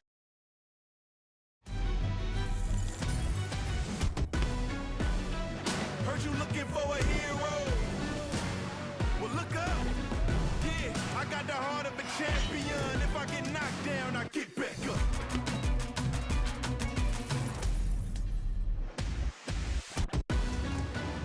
I got the heart of a champion. If I get knocked down, I get back up. Hard line drive up the middle. Whoa! Lindor out of nowhere. How did he do that? That Lindor can play. I don't know about that hair. And don't get me started on those gloves. I don't know. I kind of like it. It's time for a revolution. The Ref 1X by Rollins.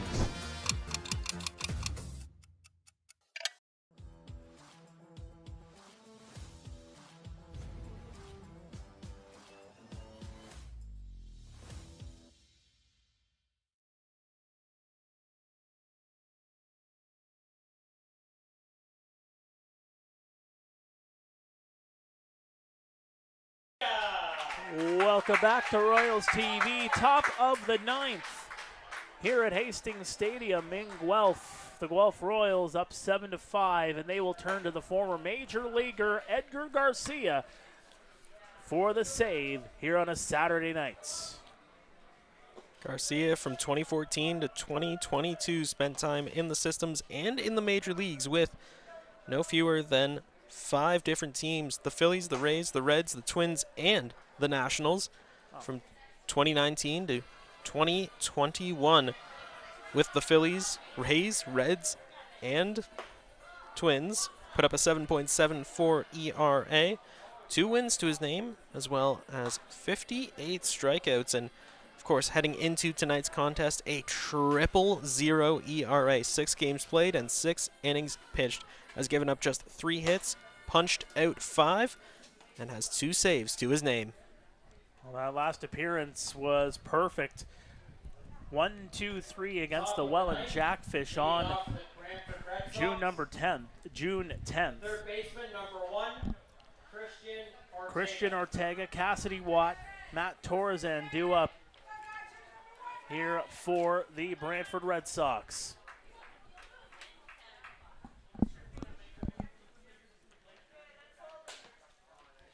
Edgar Garcia,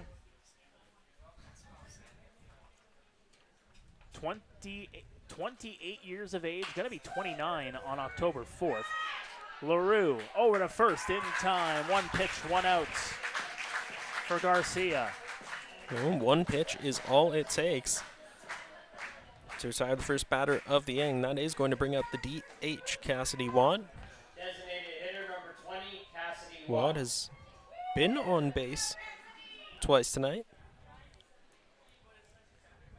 Single and a walk. And although both of those times he's been retired, going over to second base. And keep in mind, Cassidy Watt, that play by Ashton Patterson in the third, had the single, tried to stretch it into a double, and Ashton Patterson said, nah. Back all the way in the third inning, back when we still had some sunlight.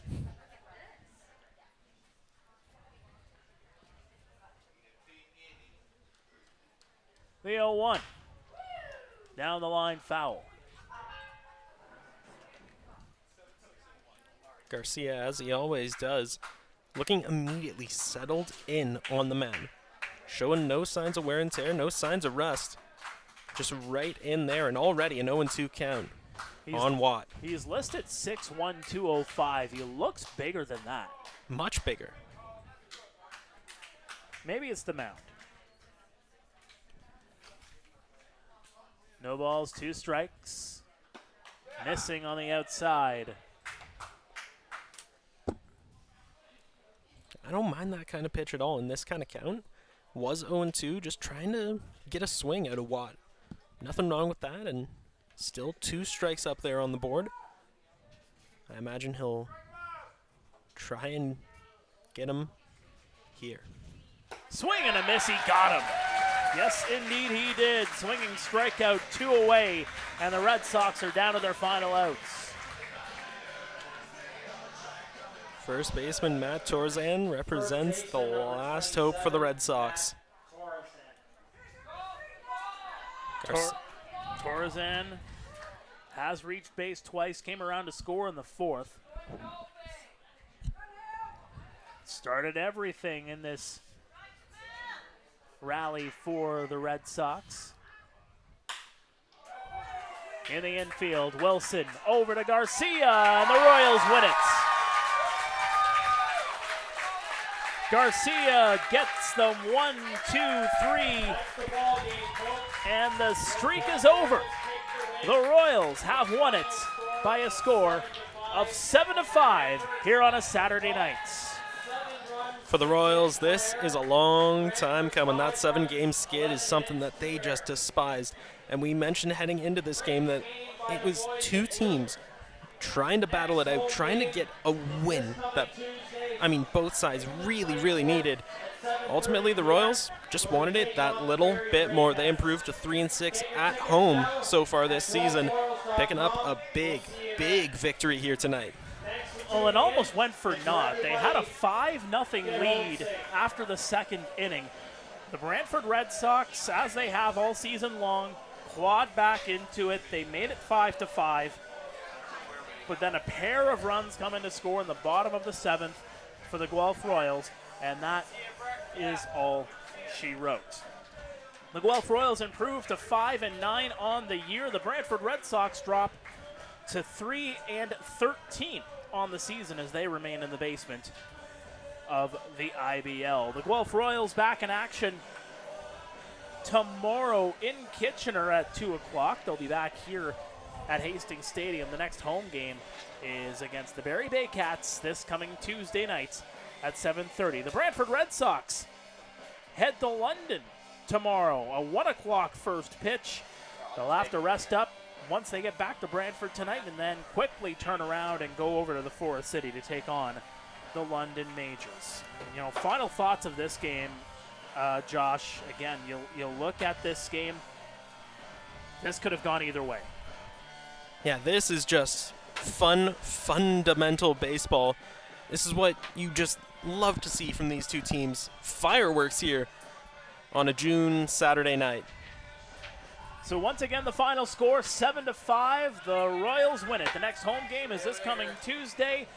For Josh Alderman, my name is Mark Perry. For everybody putting us on the air here on Royals TV, we'll see you back here at Hastings Stadium on Tuesday nights. Goodbye, folks.